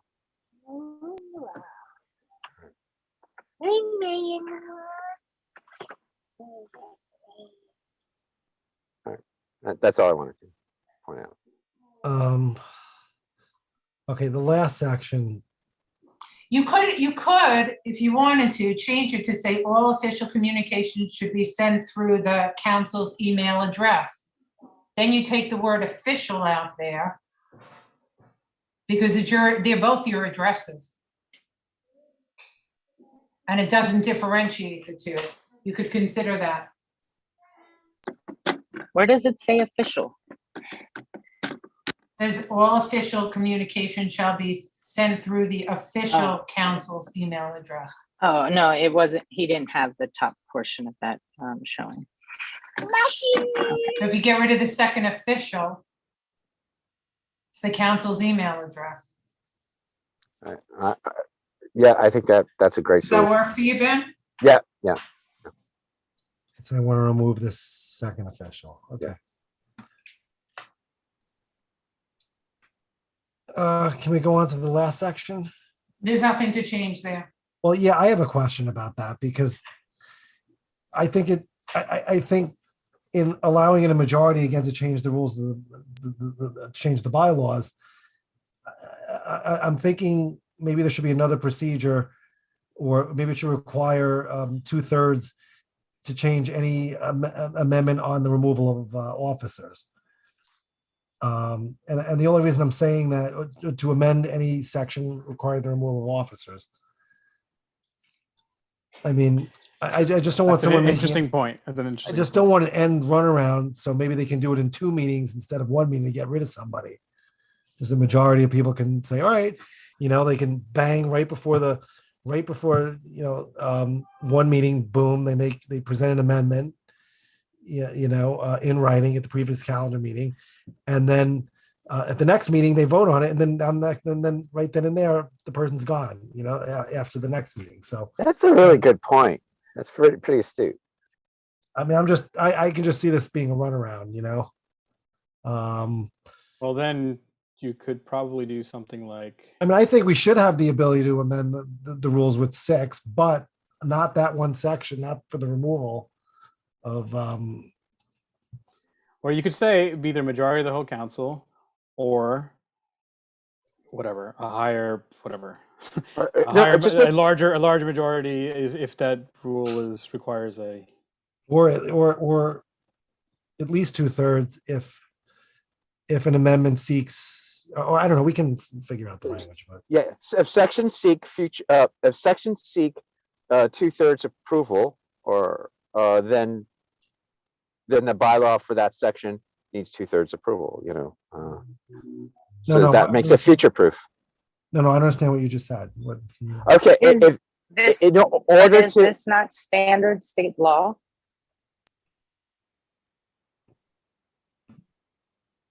Something. And I don't know, it's Robert's the only thing rules. I've ever seen in bylaws. I don't know if you can change it, but if you I don't can, think, you would have to say, except for section, I don't know what the section is. Section 4 and section 6, which need 2/3 vote. that was my point. If a sections that require 2/3 vote, Yep. then bylaws will require accordingly. Yeah, I like that. Yeah, that makes sense. Okay. But I think we should do that only because I can see it might take a little longer, but I can see an end run around to all the things we're trying to avoid. Okay. My next question is Chanel. We talked about public comments, right? We talked about, is Chanel here? Yeah, I'm here. We talked about public commenting. Did we create that mechanism? For public comments, we have the spreadsheet where they Okay. can, yeah. I don't remember seeing any public comments. Is anyone? No, I didn't see anything on it. Let me Okay. just double check before. Can I interrupt? When are for a you second? thinking of presenting? What, the bylaws? Yeah. Oh, well, I think we have a lot we need to, I think we're looking at least two meetings out. I mean, I think we have a lot to talk about and get some answers on, and then. No, I'm just trying to get an idea from you. Well, you had I mean, made. I think the idea originally was to get it for Wednesday, but seeing the scope of what we discussed, that's impossible. So, I mean, I would, except for maybe the hybrid language, which we have from Michelle Chang. I'm back to that's the least interesting thing to me. I understand. It gives Is us there some just- flexibility. so do you want to include, so does anyone have that language? The hybrid language? I don't. did it include the other state law changes? And- Chanel, can you I- drop that into the chat? Yeah. Chanel? I'm Thank gonna send it right now. And There was no responses in the spreadsheet. Okay. Chanel, Robin actually just joined. I know. Okay. I know we're ending up, but if you can make her co-host. Okay. What was that question, Lupe? If it addressed any of the other state law changes with open meeting, from absences and attendance and all of that. Well, that's what it is. It was just forwarded to us from Michelle Chang to address just the hybrid portion. So are we in favor of including that in the next set of bylaws? I mean, Well, to my point let's- is, to what end? I mean, if we don't have hybrid equipment, and we didn't, and again, to my recollection, no one in the council was really keen on doing hybrid in the first place. We have some equipment, and Lupe has it. No, the question is to give someone the option. It doesn't mean we have to have. Exactly, You just wanna- right. It's to put it in the I mean, forgive me, we should always overlook the bylaws. I think it's every couple of years anyway, but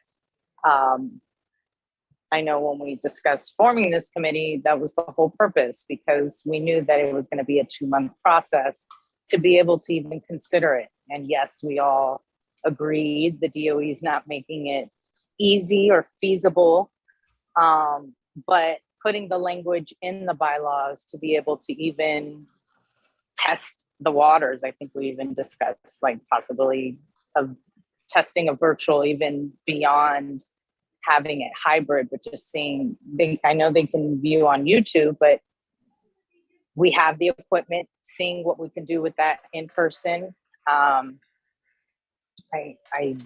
don't see how putting it in hurts us. It doesn't obligate us to use it, but it does prepare us for the future. And if it's not our term, maybe it's the next term that ends up having to need that for whatever reason.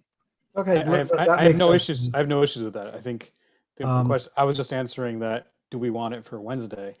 And I don't see the point in wasting time in Wednesday's meeting, which is already going to be long, on something we're not prepared to deal with anyway. Yeah, I think we need much more. Oh, I do agree, including absolutely not.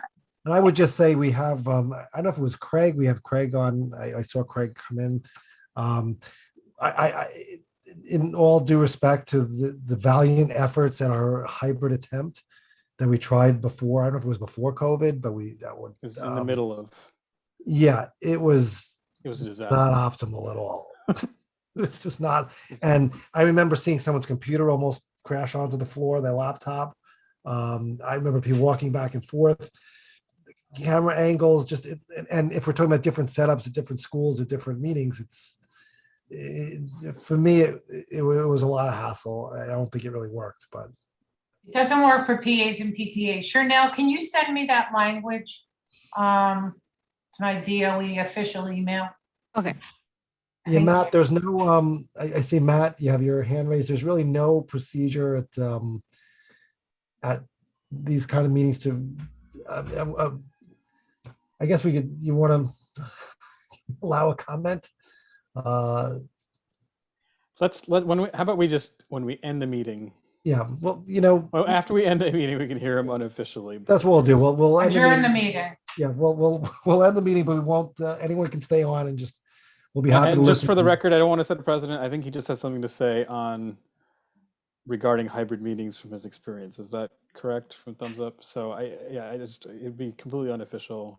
And if any council member has any issue with it, I definitely don't want to set a precedent going forward. This is just germane to the discussion. And I also think that last time when we had the hybrid meeting, we didn't even start for till like 30-40 minutes late at that particular meeting. I think it took us a long time just to even get started. I agree with you. And by the way, it was either the August meeting or the early September meeting is when that happened.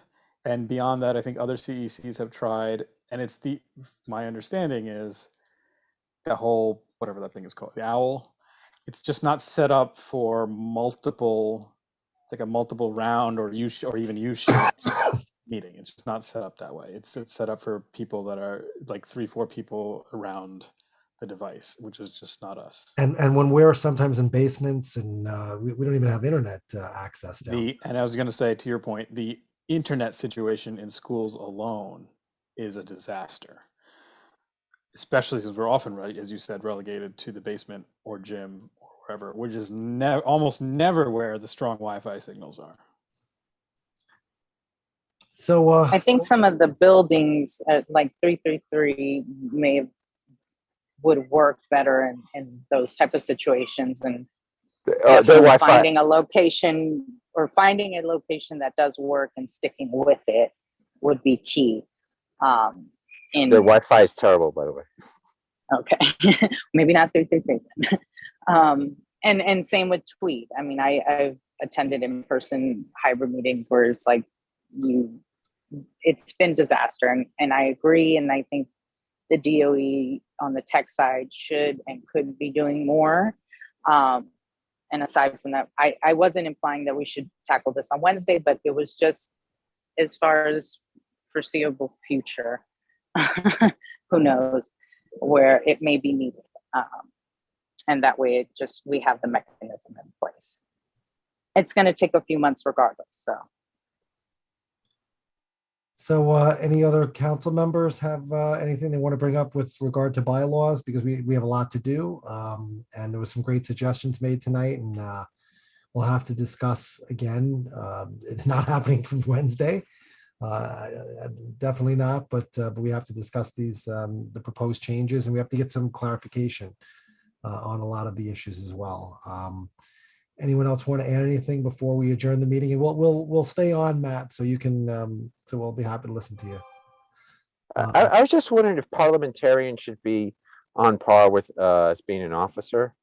That designation, I don't know if it matters or not, but to me it does. And I considered a parliamentarian officer. We can move that up into the other section. Does it?